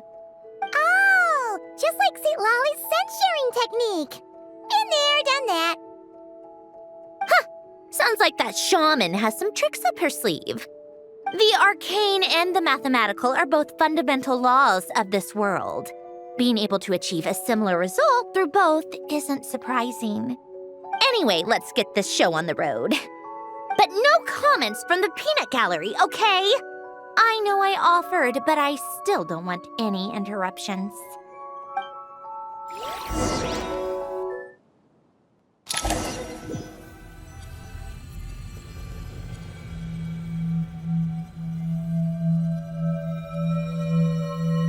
Is this my heart? No, it's probably just the result of a lens formula. A space dedicated to resolving anomalies. Huh. But it looks like the walls are all... mirrors? You made it. About time. Is that me? From the past? You just spoke of anomalies. Well, here I am. What happens when emotion contradicts reason? Shall we sit down and talk?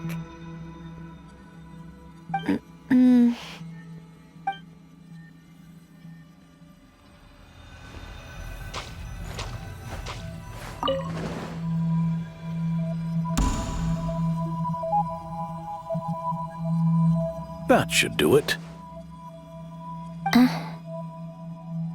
Hello? My name is Alain Guillotin. Can you hear me? Brings back memories, doesn't it? The time we spent here. Here. I want you to have this. A notebook? You can use it to write things down. I don't need to write things down. I have unlimited memory. Even so, some things are more important than others, right? You can use it to write about the things that matter. So you wish me to carry out a basic priority sorting operation? I suppose you can think of it like that for now. But journaling is also an act of finding oneself. Much like we use wooden stakes to guide a plant to grow in a certain manner, what we choose to write down gives the soul much-needed direction. In the act of choosing what to forget and what to hold on to, we decide what kind of person we want to become. I don't understand. Like I said earlier, I don't need something like this. This is where we were born. Where our life began. Mornings of tending to the garden. Afternoons spent cleaning, reading, or studying. Evenings of cozying up by the fire, listening to Alain share stories about his past. Alain. What is it? What are you drinking? Oh, this? It's coffee. It, makes me more productive. I want to try it. Oh, okay. Here.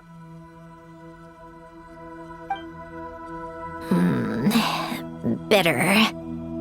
Speaking of, why did you design me with senses? Taste, smell, touch. Well, I'm not quite sure. It just felt like the right thing to do. I suppose I hoped you might have a life of your own one day, and that you deserve to experience all life has to offer. Oh. Still bitter. But the smell is nice. I thought those peaceful days would go on forever.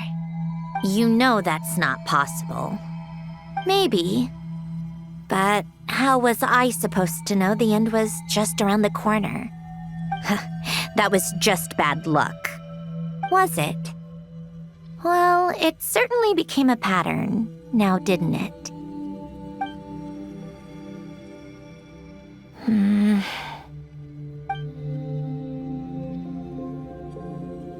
Over time, one of the habits we picked up from Elen was a love of coffee. We even took to hosting tea parties. A machine acting like a human. Kind of laughable, right?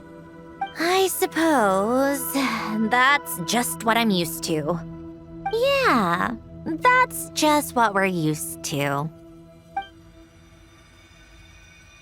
Hey, this place isn't half bad. Great spot for a party. More and more people seem to be showing up to my tea parties uninvited. Anyone care to explain? Can you blame me? I saw Columbina leading Capitano somewhere, and I had to see what that was about. I had simply asked Columbina where I might find Arlecchino. I have business to discuss with her, and Columbina suggested looking here. Tartaglia and I were unaware that this was a private gathering. Apologies for the intrusion. It won't be for long. Whatever. Just add it to the list of annoying things that have happened today. What's one more? Since you're here, you might as well stay for a cup of tea. See? Told you she wouldn't mind. Much obliged, Sandrone. Well, look who we have here. Good thing I brought extra desserts. This has turned into quite the occasion. Capitano, I was just about to go find you. Pardon the intrusion. Rest assured, I won't sully your gathering with talk of work. We can have our discussion later. Spoken like a true gentleman. A certain unmannered 11th seat could learn a thing or two. You know, you really should start being nicer to me, Rosaline. Or I might just snatch that 8th seat right out from under you. I'd like to see you try. If you're gonna fight, take it outside. The only mess I plan on cleaning up is tea-related. I still don't understand how our quiet afternoon turned into such a crowded gathering. One by one, people just kept barging in. And then, one by one, they left without a word. Yeah, pretty annoying, huh?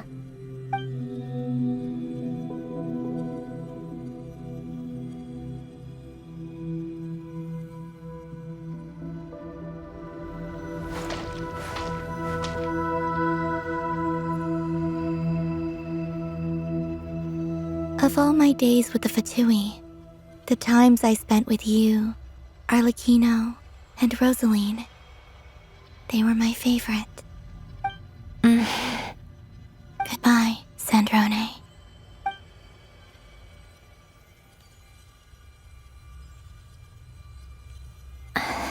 Don't go, Columbina. We should have just said that. Why didn't we? If we had, would the story have had a different ending? She couldn't stay. There was no future for her here. She would have just faded away. You're right. I suppose that's why you call me an anomaly. Every time you make a decision, there's a voice inside your heart. My voice, asking to contradict all logic and reason. Why didn't we make her stay? Is it worse to fight for something just to lose it? Or not to have fought at all? Don't you find it unfair? One by one, we keep losing the things we care about the most. But in the end, whether I want to fight for something or cry over all we've lost, you just push it down and pretend not to hear.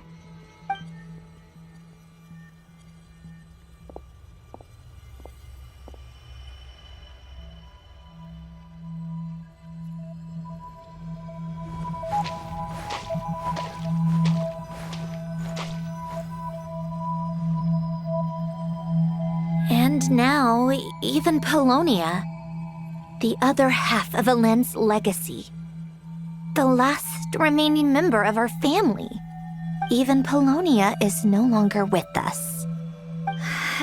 I did everything I could, but it's just like Elen always said. Polonia was one of a kind.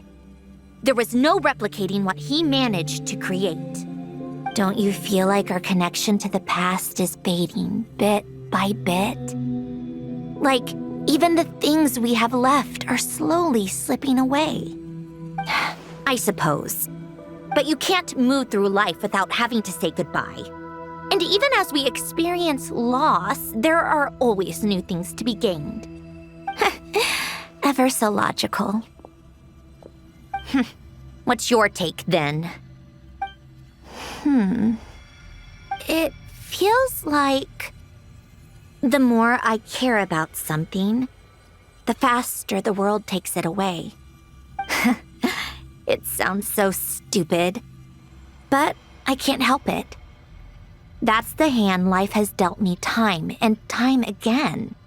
Why even fight for something that's just going to be lost in the end? Better to never have had it at all. Better if it would all just disappear. Dark, I know. But the heart wants what it wants. Maybe the stellar linchpin appeared because of me. Because of what I wish for. I don't think so. Yeah, probably not. What an anomaly wants goes against all logic and reason after all. Well, go ahead and do what you came for. You're here to resolve the anomaly, aren't you?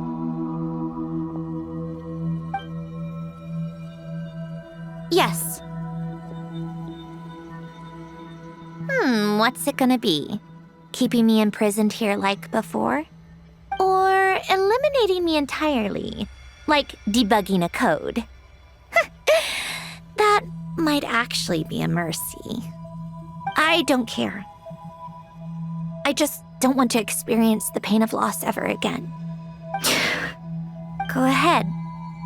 I'm ready.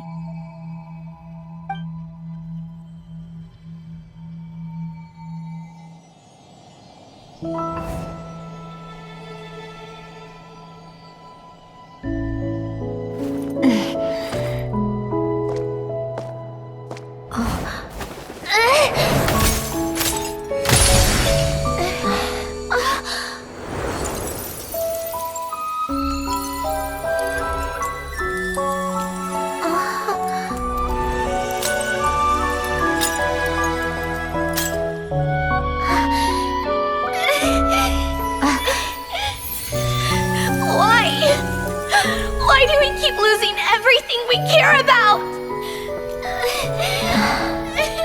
I know it hurts, but that's life.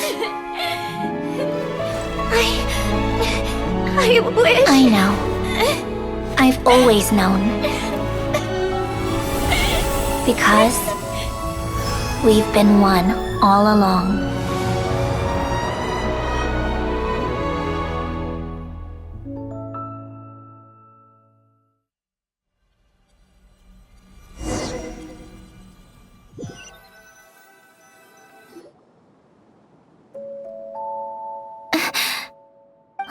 Sandrone!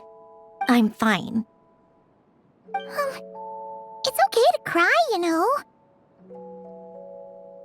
Cry? You've got to be kidding me. Save the comforting for someone who needs it, Paimon.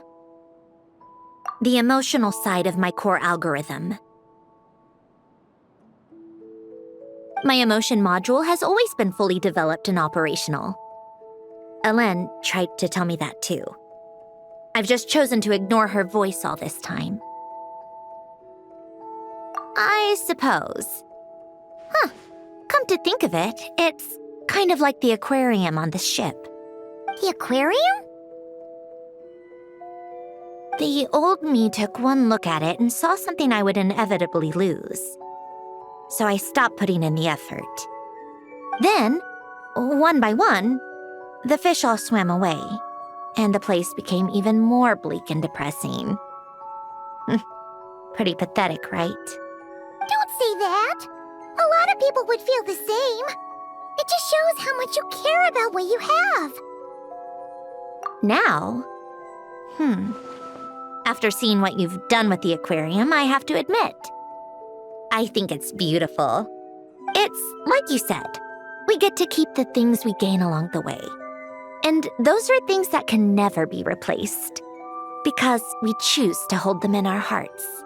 Well said!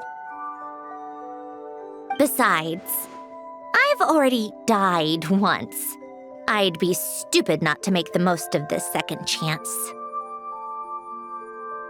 Right! Earlier you, or your inner self, mentioned something about her wish. What was it?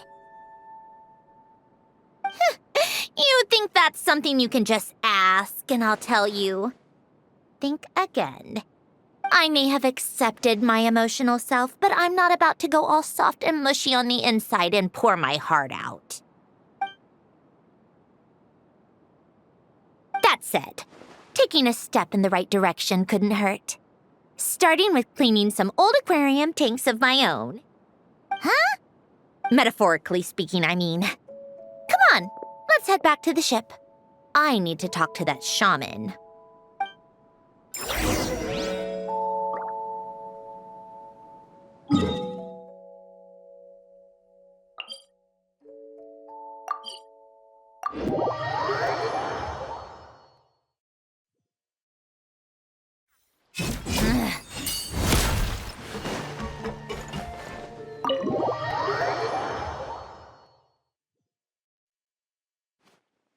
Huh? Resentful lost souls? You couldn't get comfortable sleeping near the Opera Epicles, right? Well, I bet that's why. The Fountain of Lucine is where all the water in Fontaine gathers. So that's where the emotions within the water converge as well. Hold on. If it's souls we're dealing with, feeling uncomfortable should have been just the beginning. I should have been able to hear their voices or something. And under normal circumstances, I'm sure someone of your talents would have. The problem is, these souls are no longer complete. Remind me how they ended up like that again? You mentioned something about them being split apart? Yes, it's called soul severing. Renee of the Nartsitzenkreuz Ordo came up with it.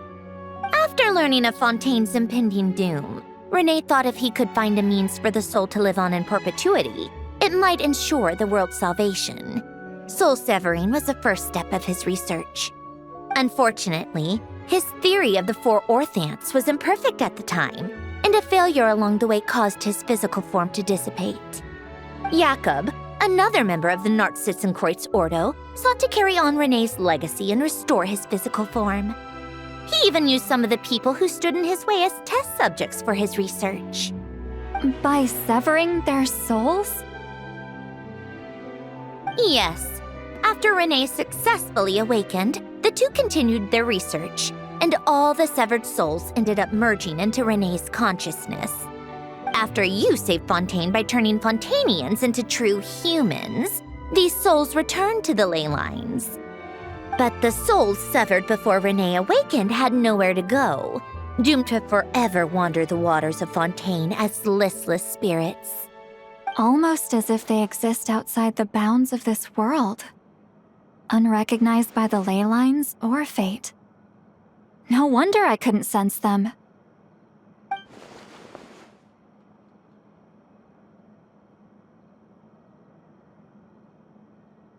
Not only that, but over time, they began to fuse with other entities. Their inner resentment lured in all sorts of evil beings, which corrupted and defiled them into nothing more than accumulations of filth. But the full transformation must have been recent.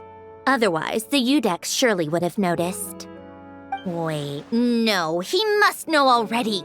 That would explain the underwater Melazine patrols. No wonder I kept running into officers from the Mara Chaussee Phantom earlier. In that case, let's go find Nervalette and we can sort it out together. No, not just yet. Why not? For one, the diplomatic castle alone would be a nightmare.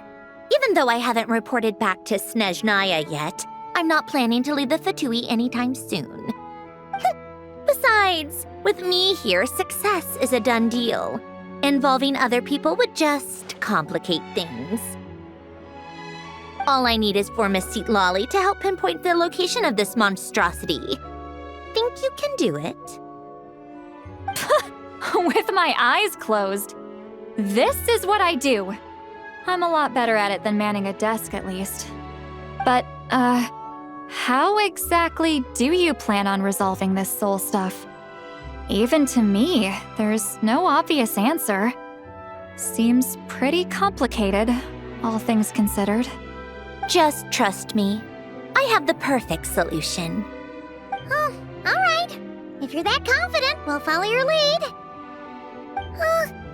Why the sudden interest in helping Fontaine with this, Sandrone? You never knew Renee and the others, right? No, I didn't. And you're right. This problem has nothing to do with me. I wouldn't get within 10 feet of the Nartsitzenkreuz Ordo or its members. But in his later years, Elen told me he regretted not helping his best friend when he needed it the most. He also felt sorry towards Marianne for being too lost in his mechanical research to look after her properly. If he were still with us, I think he'd do the same.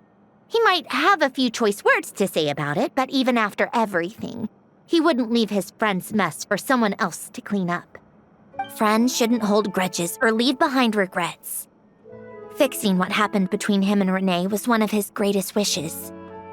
All I'm doing is fulfilling it in his stead. You know, you really do seem a little different now. You mean everything that just happened wasn't for nothing? Why, thank you for pointing out the obvious, Paimon.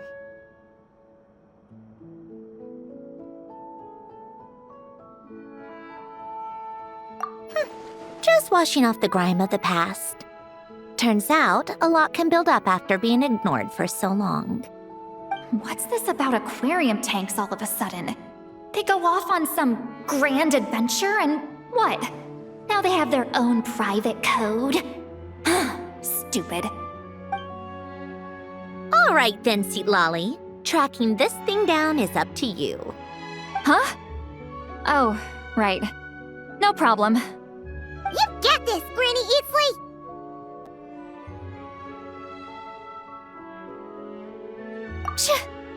You! Come with me to Hotel de Boer for a drink. Right now. Why? Because I said so! Miss Guillotin, I'll report back on the location tomorrow morning. Just need a drink or two first to bolster me up. Well, don't let me keep you. All right, you. Time to go. I've got scores that need settling. Huh?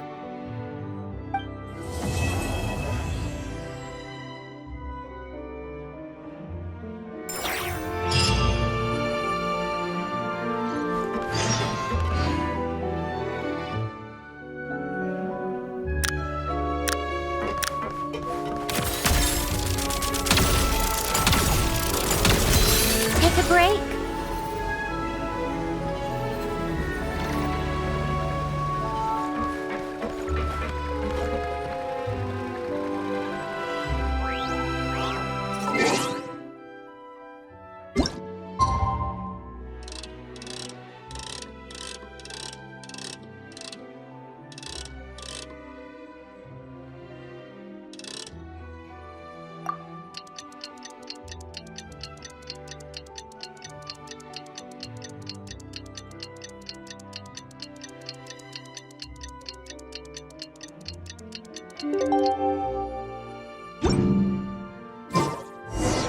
Time to meet up with Sandrone! Wonder if Seat Lolly was able to pinpoint the location.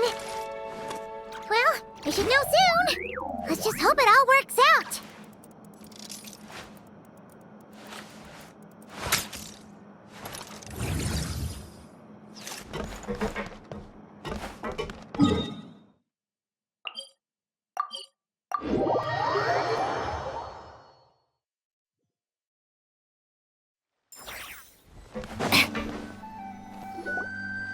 Seat Lolly sure drank a lot last night, huh?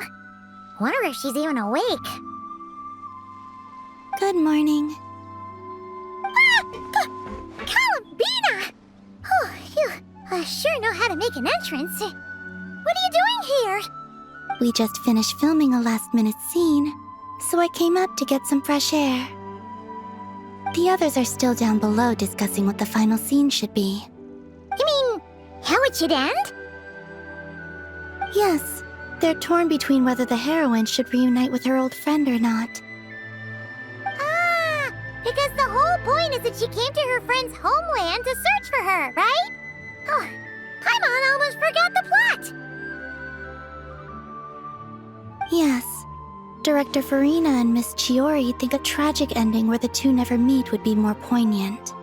But Director Xavier thinks having the two reunite would make for a more touching and heartwarming ending.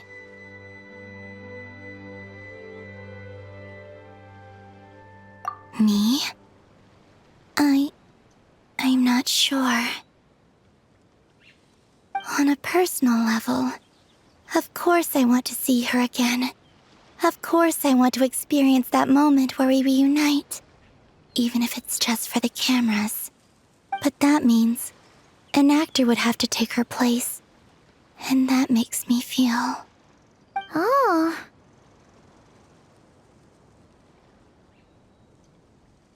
Huh? Yeah, don't look so worried. Making a film is supposed to be fun. But besides, it's all gonna work out. You can trust Paimon on that. Work out? How? Well, you know.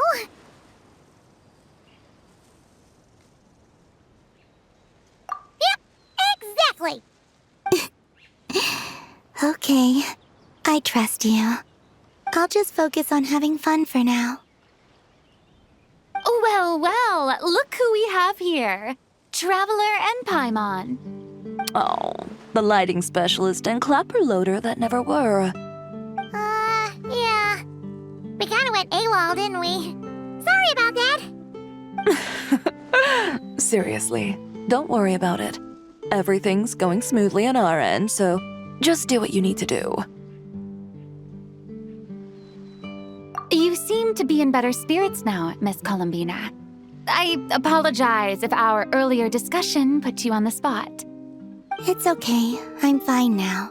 The Traveler and Paimon talked me through it. So, what are your thoughts on the ending then? Should we have them reunite or not? We should tie everything up in bows. Huh?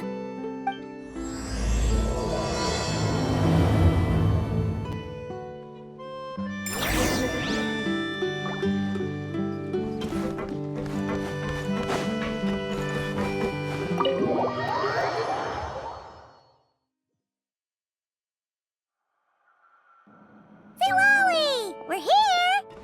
Oh, right on time. Well, yeah. We weren't the ones who drank our weight in alcohol yesterday. What? Are you suggesting Granny can't handle her liquor? It takes a lot more than that to get me drunk. Really? 'Cause, you stopped making sense after a while. Did I? Huh. News to me. I didn't say anything too crazy, I hope. Let's see.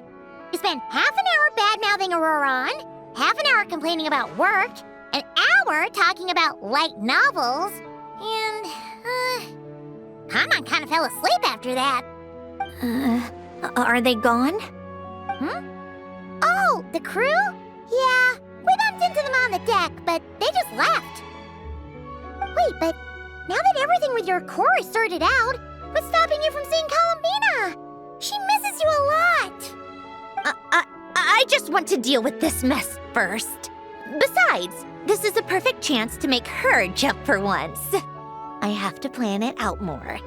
But enough about that. Were you able to pinpoint the location of our target? Of course! When Granny Eatsley promises something, she delivers. Great, let's see. The Morte region. Wait, this is the Tower of Gestalt. The place the souls were severed. Is that the source of the resentment? Or is it the Narcissenkreuz Ordo in general? Let me come with. This thing's movement isn't fixed. If it's not at this location when we get there, I can use a ritual to summon it. You've already gone to more than enough trouble. I don't mind. These old bones have nothing better to do anyway. Summoning a spirit isn't going to do me in. Besides, if I don't go, they'll just have more inside jokes I can't join in on. All right then. I appreciate it. There's no time to lose. Let's head out!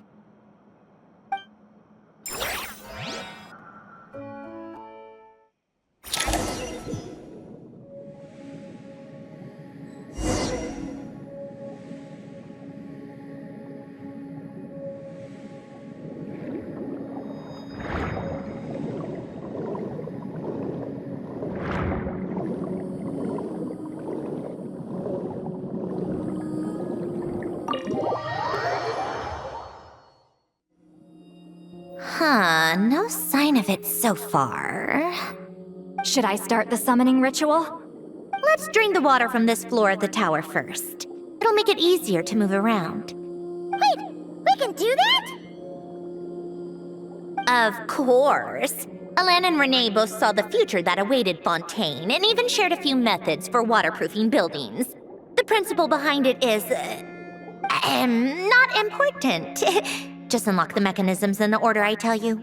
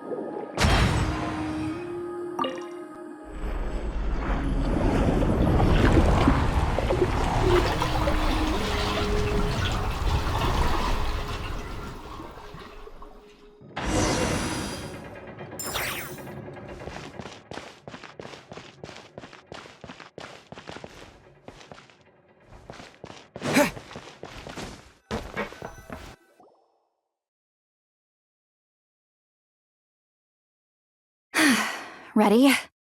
Yeah. When this thing appears, I'll try talking to the souls inside. But more than likely, they've already been driven to madness. If communication fails, we'll have a battle on our hands. In that case, Paimon better find a hiding spot. If a fight does break out, I should be the one to deliver the final blow. Trust me on that. Understood. All right, I need quiet. Wandering spirits drifting along the tides. Hear me now. Broken souls, silenced, torn apart, and forsaken. Follow the traces of the past and return to us. Let resentment recognize resentment. Let vile entities be drawn together. And in this place, take form once more.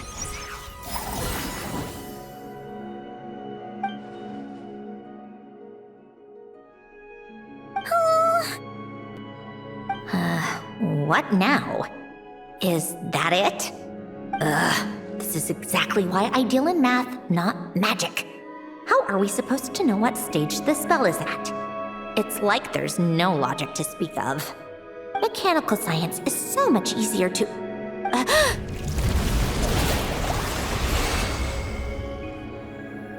Watch out!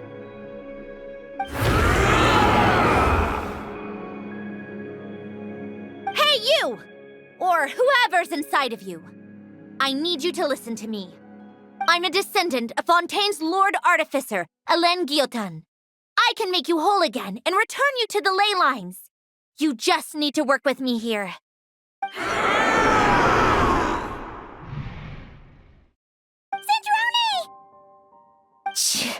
Looks like talking this out is off the table. All right, plan B. Time to blow off some steam!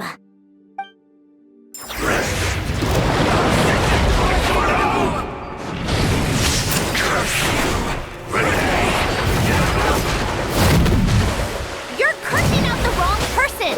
I didn't even know them!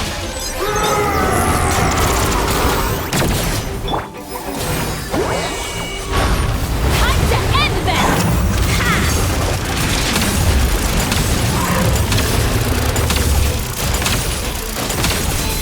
Take a break.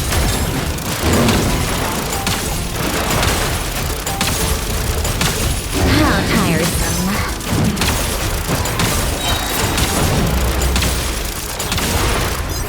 What a joke!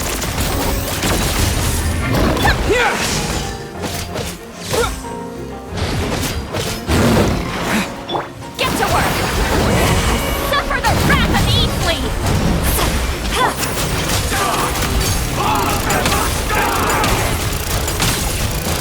Most of them already did, but you still have a chance to return to the ley lines and reunite with your family. Just work with me here!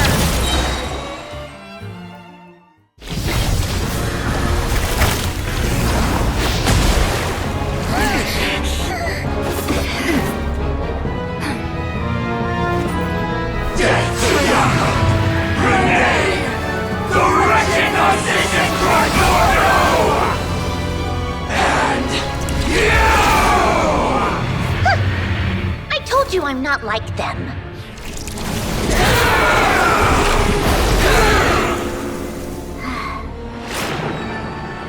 I'm stronger. Inverted. World formula. Reversion.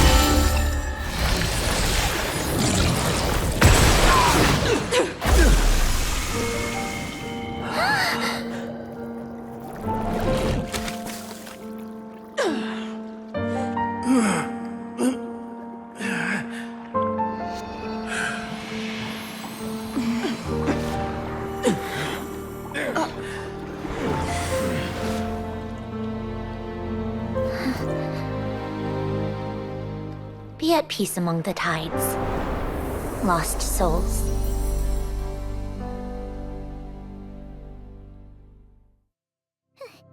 Is it over? Yep, told you it'd be a piece of cake. How did you do that back there?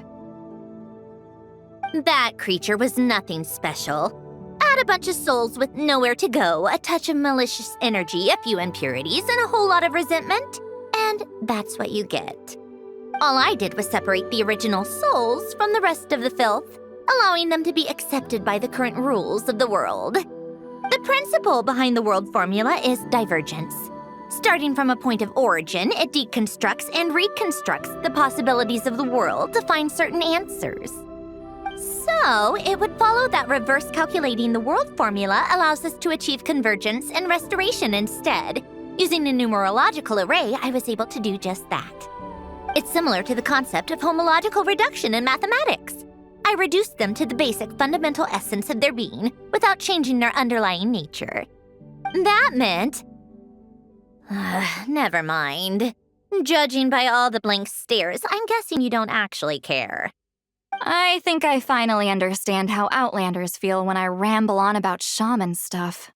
Point is, it was super impressive! You really are amazing, Sandrone! You're just realizing that now? Ahem. Enough about that. We should get going. I'll go reset the mechanisms inside the tower. See you back on land.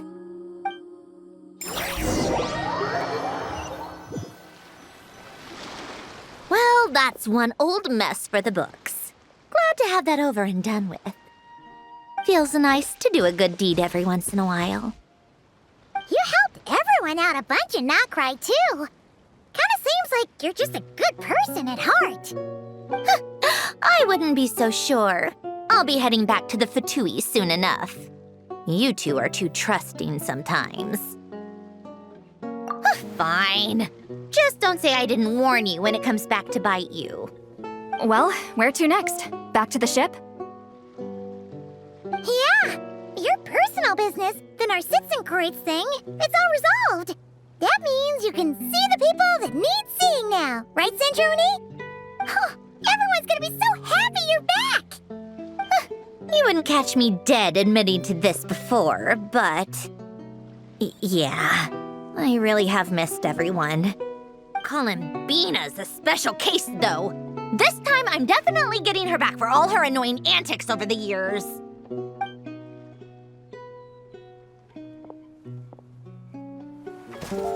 She'll sense me coming from a mile off. How am I gonna...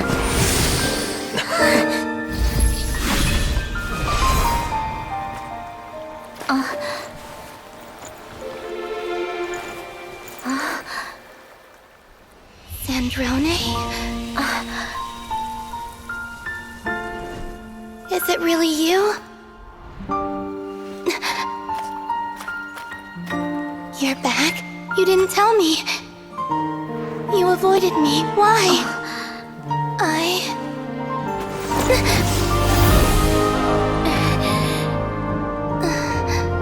Sandrone? Now we're even. I missed you so much. That makes one of us, idiot. I'm here, Columbina.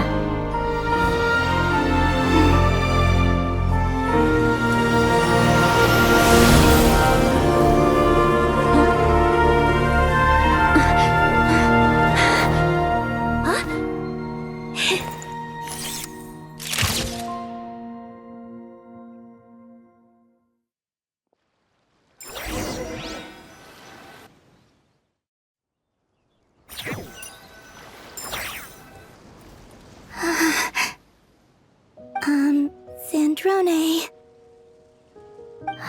Don't ruin the moment. Or I'll start thinking about how you teleported me to a random location after I explicitly told you to stop doing that. And scene! Bravo! Bravo! We got it! This is exactly the ending I was hoping for. Huh? Where did you just go, Miss Columbina? You vanished! And then the next second you were back hugging this, new friend here. That was all on camera? Yeah. Well, the camera was already rolling and it happened so fast, so yeah. Hold on. This must be... Yep, my best friend. The one I was looking for. I never thought I'd actually get to see her again. I'm just so happy. Plus, the film got a happy ending too. It's all thanks to you, Sandrone. Sandrone? You couldn't stop being annoying for 1 second! Columbina!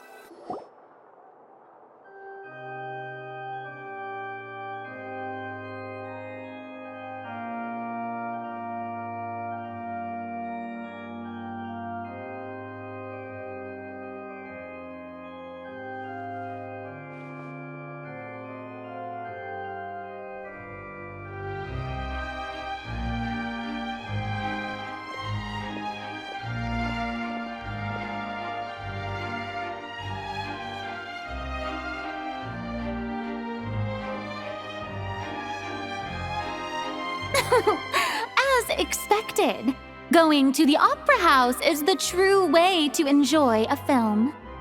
You get to see the audience's reaction in real time, too. The ending seemed to be received quite well. Paimon can't believe you let us include that in the final cut, Sandrone.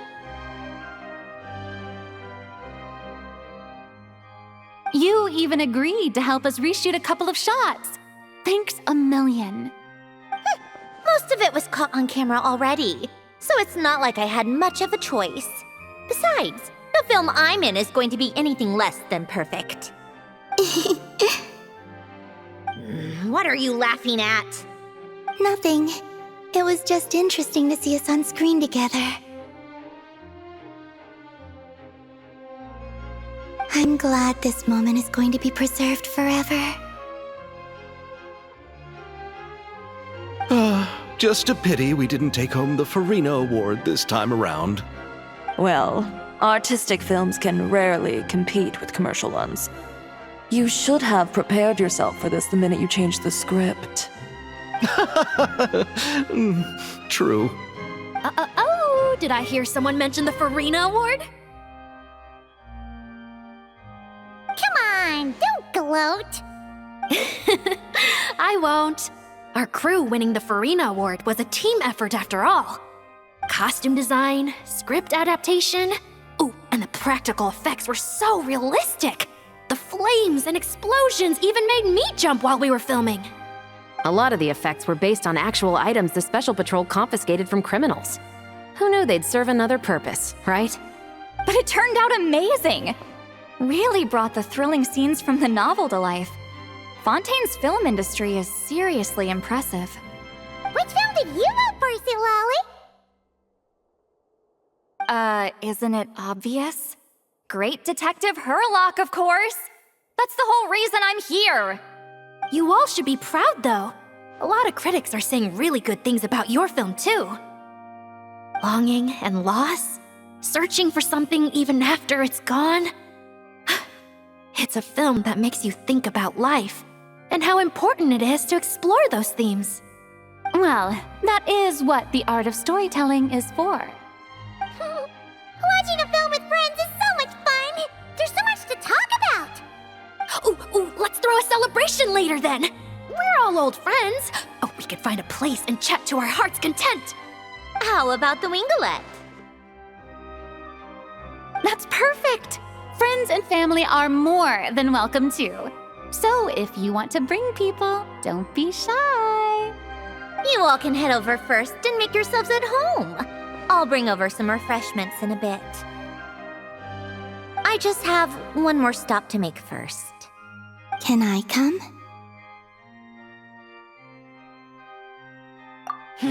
Fine. Not like you'd listen if I tried to stop you.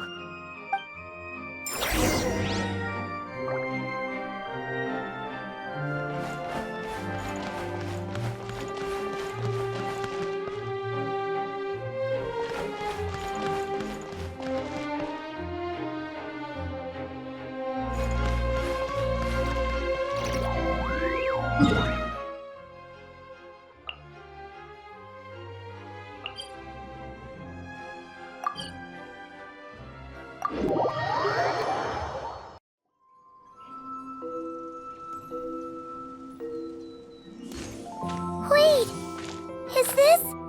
Yes. Here lies Lord Artificer, Elaine Gaeltan. This is his grave. Oh. I'm sorry, Ellen. I'm sorry this is the first time I've been back since leaving Fontaine. I should have come to see you more often. I got your gift. I even cleaned up one of the Nartsitzenkreuz Ordo's messes along the way. Our home is just as quiet and warm as it always was. The flowers in the garden are still thriving. I'll make sure to tend to them more often from now on. Polonia received irreparable damage in battle. I should have taken better care of your invention. I'm sorry. Polonia was family to me. Just like you. You always said I was a fast learner. But I'm not so sure. It took me far too long to learn the things that truly matter. I never said this to you back then, but thank you for creating me. For giving me the chance to experience life. Being your family meant everything to me. Absolutely everything. Can I say a few words as well, Sandrone? Don't need my permission. Hello, Mr. Guillotin. I'm Sandrone's friend. You don't need to worry. Sandrone is doing great. Not only is she a brilliant scholar, she's made a whole bunch of friends, too. And she takes great care of them. As if. She'll never admit it, but she's always there when her friends need it the most. I wouldn't even be here without her. So, if she ever needs help, her friends will be there in a heartbeat, including me. That's what best friends are for. Columbina. What else? Oh, she likes drinking bitter coffee, listening to piano music when she can't sleep. Turns out she even likes giving hugs. No, wait! Don't tell him all that! Huh? I don't understand. I didn't think you'd want to hide things from him. Well, yeah, but there are still things I don't want to say. Okay. I'll come by myself and tell him for you then. That's not what I meant! All right. Enough with the speeches. If no one has anything else to add, let's just leave it there. Should we say a few words too? Candace, great idea!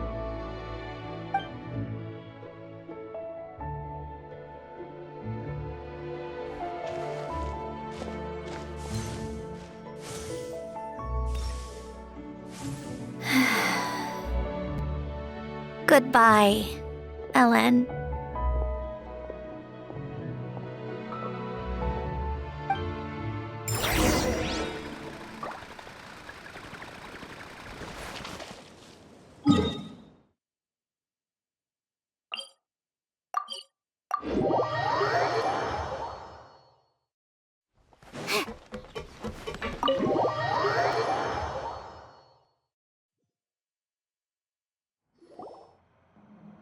You made it!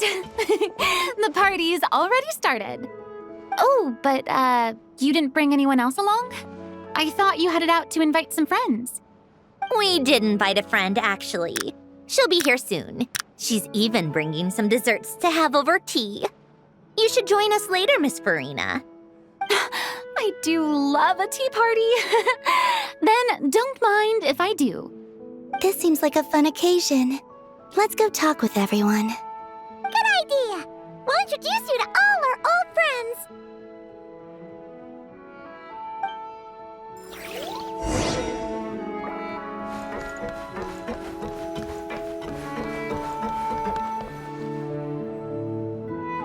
Granny Eatsley, you're really not going to let us borrow these cute little stuffed toys for our magic show? First of all, Seat Lalin and Eats Papa are Chi-Chi meal. They have inauspicious stars sealed within them, and they're my helpers, not toys. But the Grin Malkin Cat and Boggle Cat box are Linny and Lynette's helpers. And they still make good partners on stage. Agreed. We've never had a Chi-Chi meal pop out of our hats before. It would be quite the surprise. I think the audience would love it.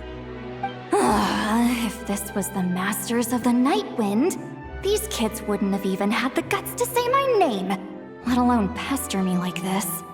I'm terrible at dealing with requests like this. Oh, Traveler, quick, save me! You think you're so funny. Lady Sandrone, Lady Columbina. Hello. Don't look at me like that. I don't have any mechanisms for you to break. Don't be fooled by my sister's demeanor, Lady Sandrone. She's just as delighted as the rest of us to have you back. Well, I suppose when I'm not so busy, I could find some time when Arlecchino is around and bring over a few gifts to the House of the Hearth. You're too kind, Lady Sandrone. I'm sure just your visit alone would make Father more than happy. I just need to borrow them for a bit. I'll pull them out of my hat, give them a quick hug, then give them straight back. When did hugging become a part of it? Oh!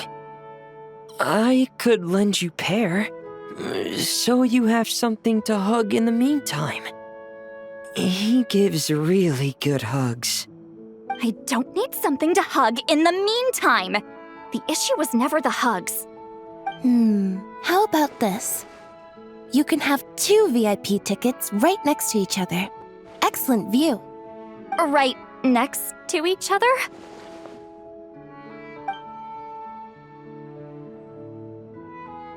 Yep, super quiet. No one will bother you. I'm sure you'll have a great time. Fine. Wait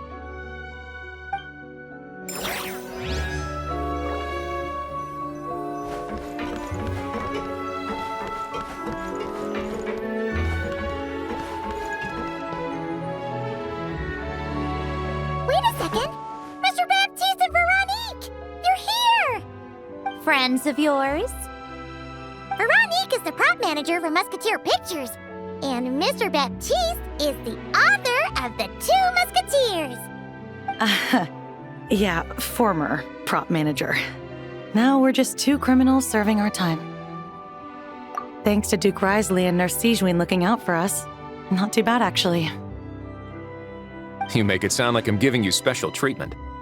I just think the method of justice you chose to pursue is one people can respect. You are far too modest, Your Grace. The only reason we were even able to come to the surface for the festival is because you fought for it. It's also just good for the physical and mental health of the prisoners in general. Anyway, I suppose I have you to thank for keeping the winglet in such good shape. I never knew she could look so striking. I didn't do anything special. It was mostly the Traveler and the others. Don't sell yourself short, Miss Guillotin. You are the current captain, after all. In light of that, I have to ask, do you mind if I leave up some of the installations so the people back at the fortress can also enjoy the aquarium? Huh? Like I said before, I just think it would be good for the inmates who clean and maintain the winglet to see their work put to good use. Besides, maintaining an aquarium is sure to be a lot more interesting than scrubbing rust off the walls and deck. Oh, of course I don't mind. I'm grateful you even want to keep it. Great. Then it's decided. That's amazing, Sandrone. We should go hang out at the Fortress of Meripede later, then. You do know you just invited me to hang out in prison, don't you?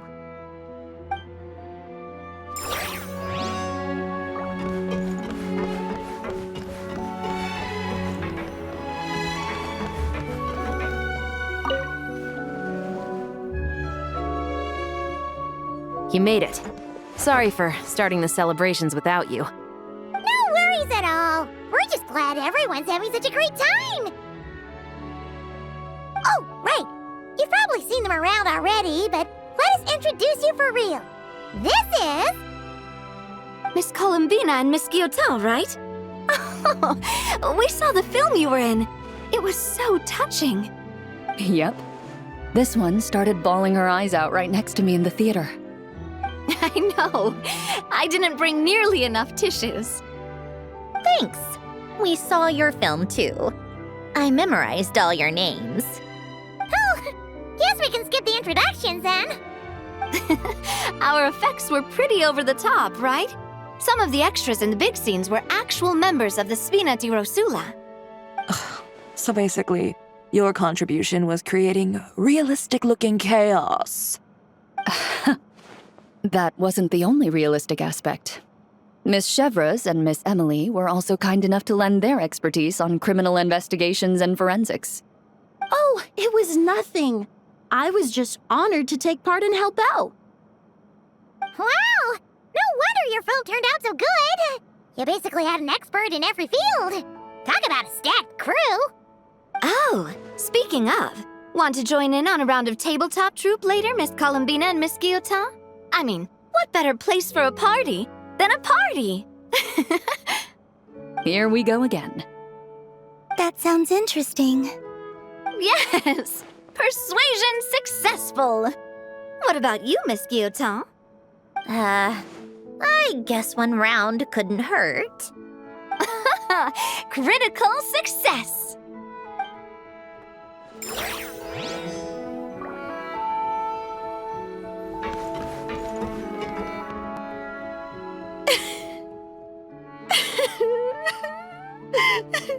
What a dream come true! For once, it all worked out! I can die without regrets. Let's not get too ahead of ourselves, Director Lapine Pauline.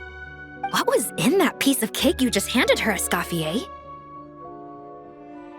Bromaritime flowers, eggs, flour, same as all the other pieces. What, you think I tampered with it? Playing a detective in real life now too, are we?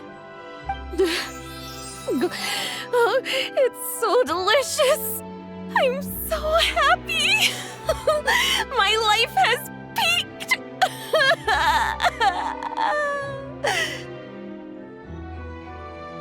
Miss Lapine Pauline, look who I brought! Master!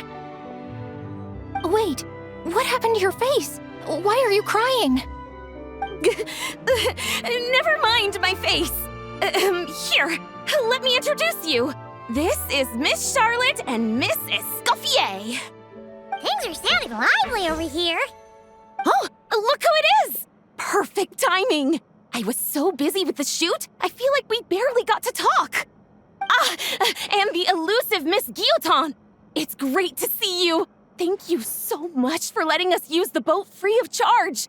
That was so generous of you. Oh, right. Introductions. This is Miss Charlotte and Miss Escoffier. That's kind of you, but I didn't really do anything. If you want to thank someone, it should be the Duke or the people who keep the boat in such good shape. Right. I'll head over in a bit and do just that. Miss Columbina? Yes?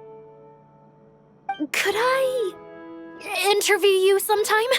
I'll treat you to some gâteau de bord for the trouble. There's only a limited amount available each day. Oh, but it's an absolute must-try when you're in Fontaine. Oh, sure. Bold of you to use my own cake as a bribe right in front of me. You know what? When else are we all going to be together like this? Come on, everyone! Grab your drinks!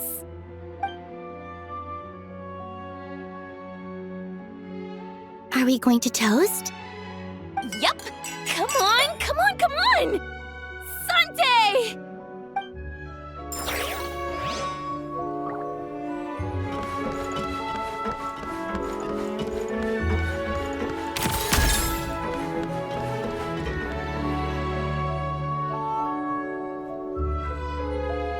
Nervalette! You came to the celebration too! Yes.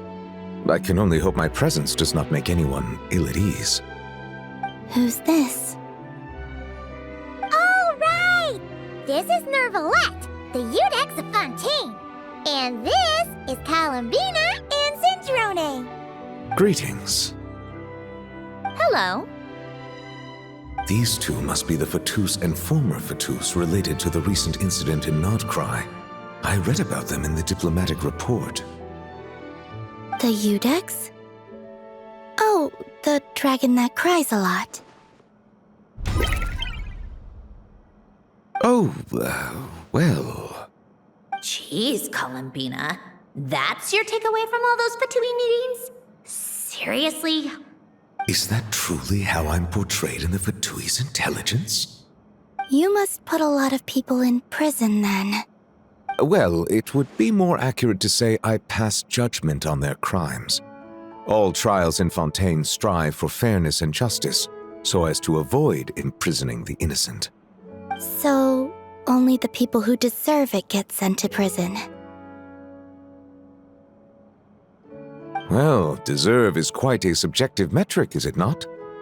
At the very least, I can promise that in every trial over which I preside, I make every effort to deliver a fair verdict.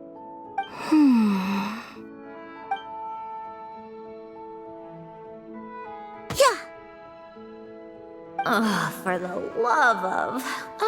what is she doing now? You seem like a good dragon. Not the kind that throws people in prison for no reason. I think we can get along just fine. Well, thank you. Then she punched me because... Oh, sorry, Nermalad. She thinks that's a sign of friendship. Where does she even pick up weird habits like that? Ah, I see. I believe I have observed people on the streets of Fontaine expressing affection in a similar manner. I suppose I now know what it feels like. Yes. Quite, abrupt. You know, these two are surprisingly alike. Oh! Looks like Arlecchino's here. Come on, Columbina. Let's go have ourselves a tea party.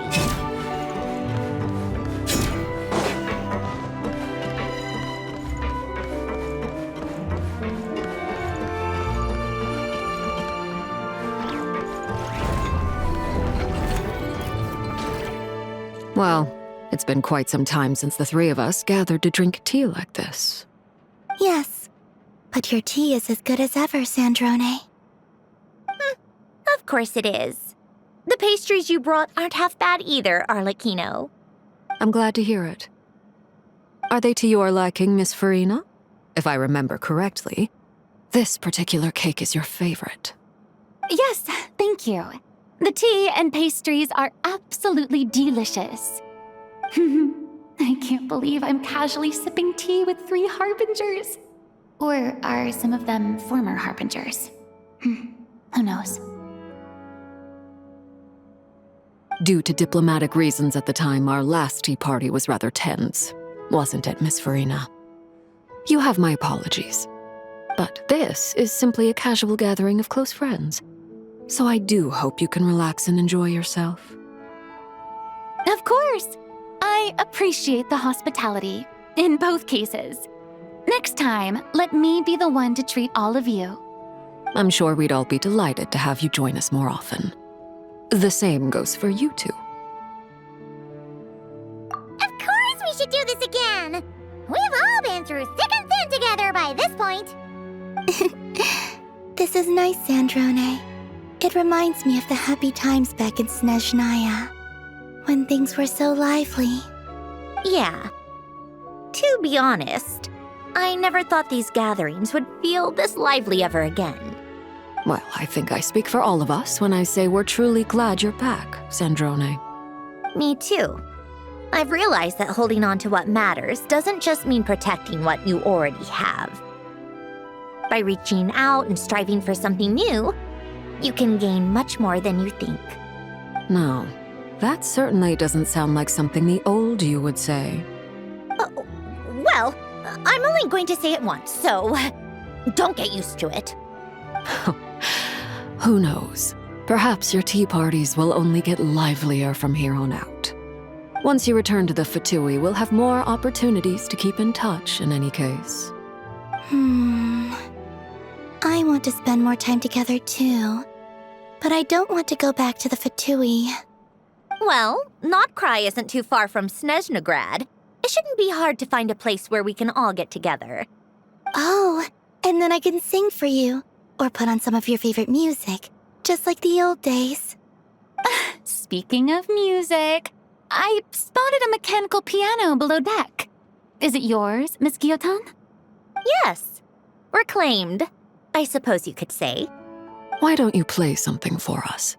Huh? In front of all these people? Yes, why not? You play so well.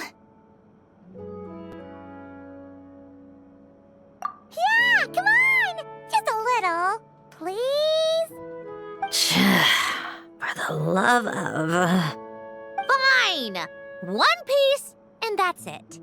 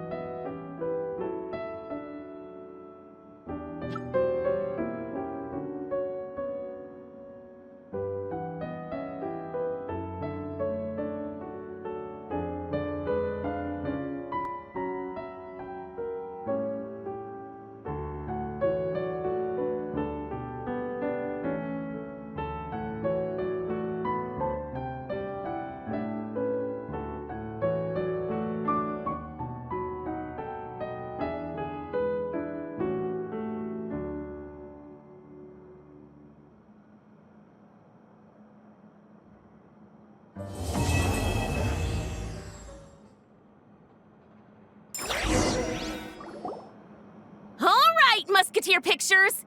Everyone ready? I'm not sure I should be in this one. Of course you should. You might have primarily helped out another crew this time, but you're still a member of Musketeer Pictures. All right, thanks. I'll still stand a bit off to the side, though. Can I be in the picture too? Of course, Miss Veronique. I would have loved to have you in the last one too, if circumstances had allowed it. Thank you, Director Xavier. Do I really have to be front and center? You're one of the lead actors! Of course you do! Nervous, Sandrone? No! All right, look at the camera! And 3, 2, 1. Musketeer Pictures!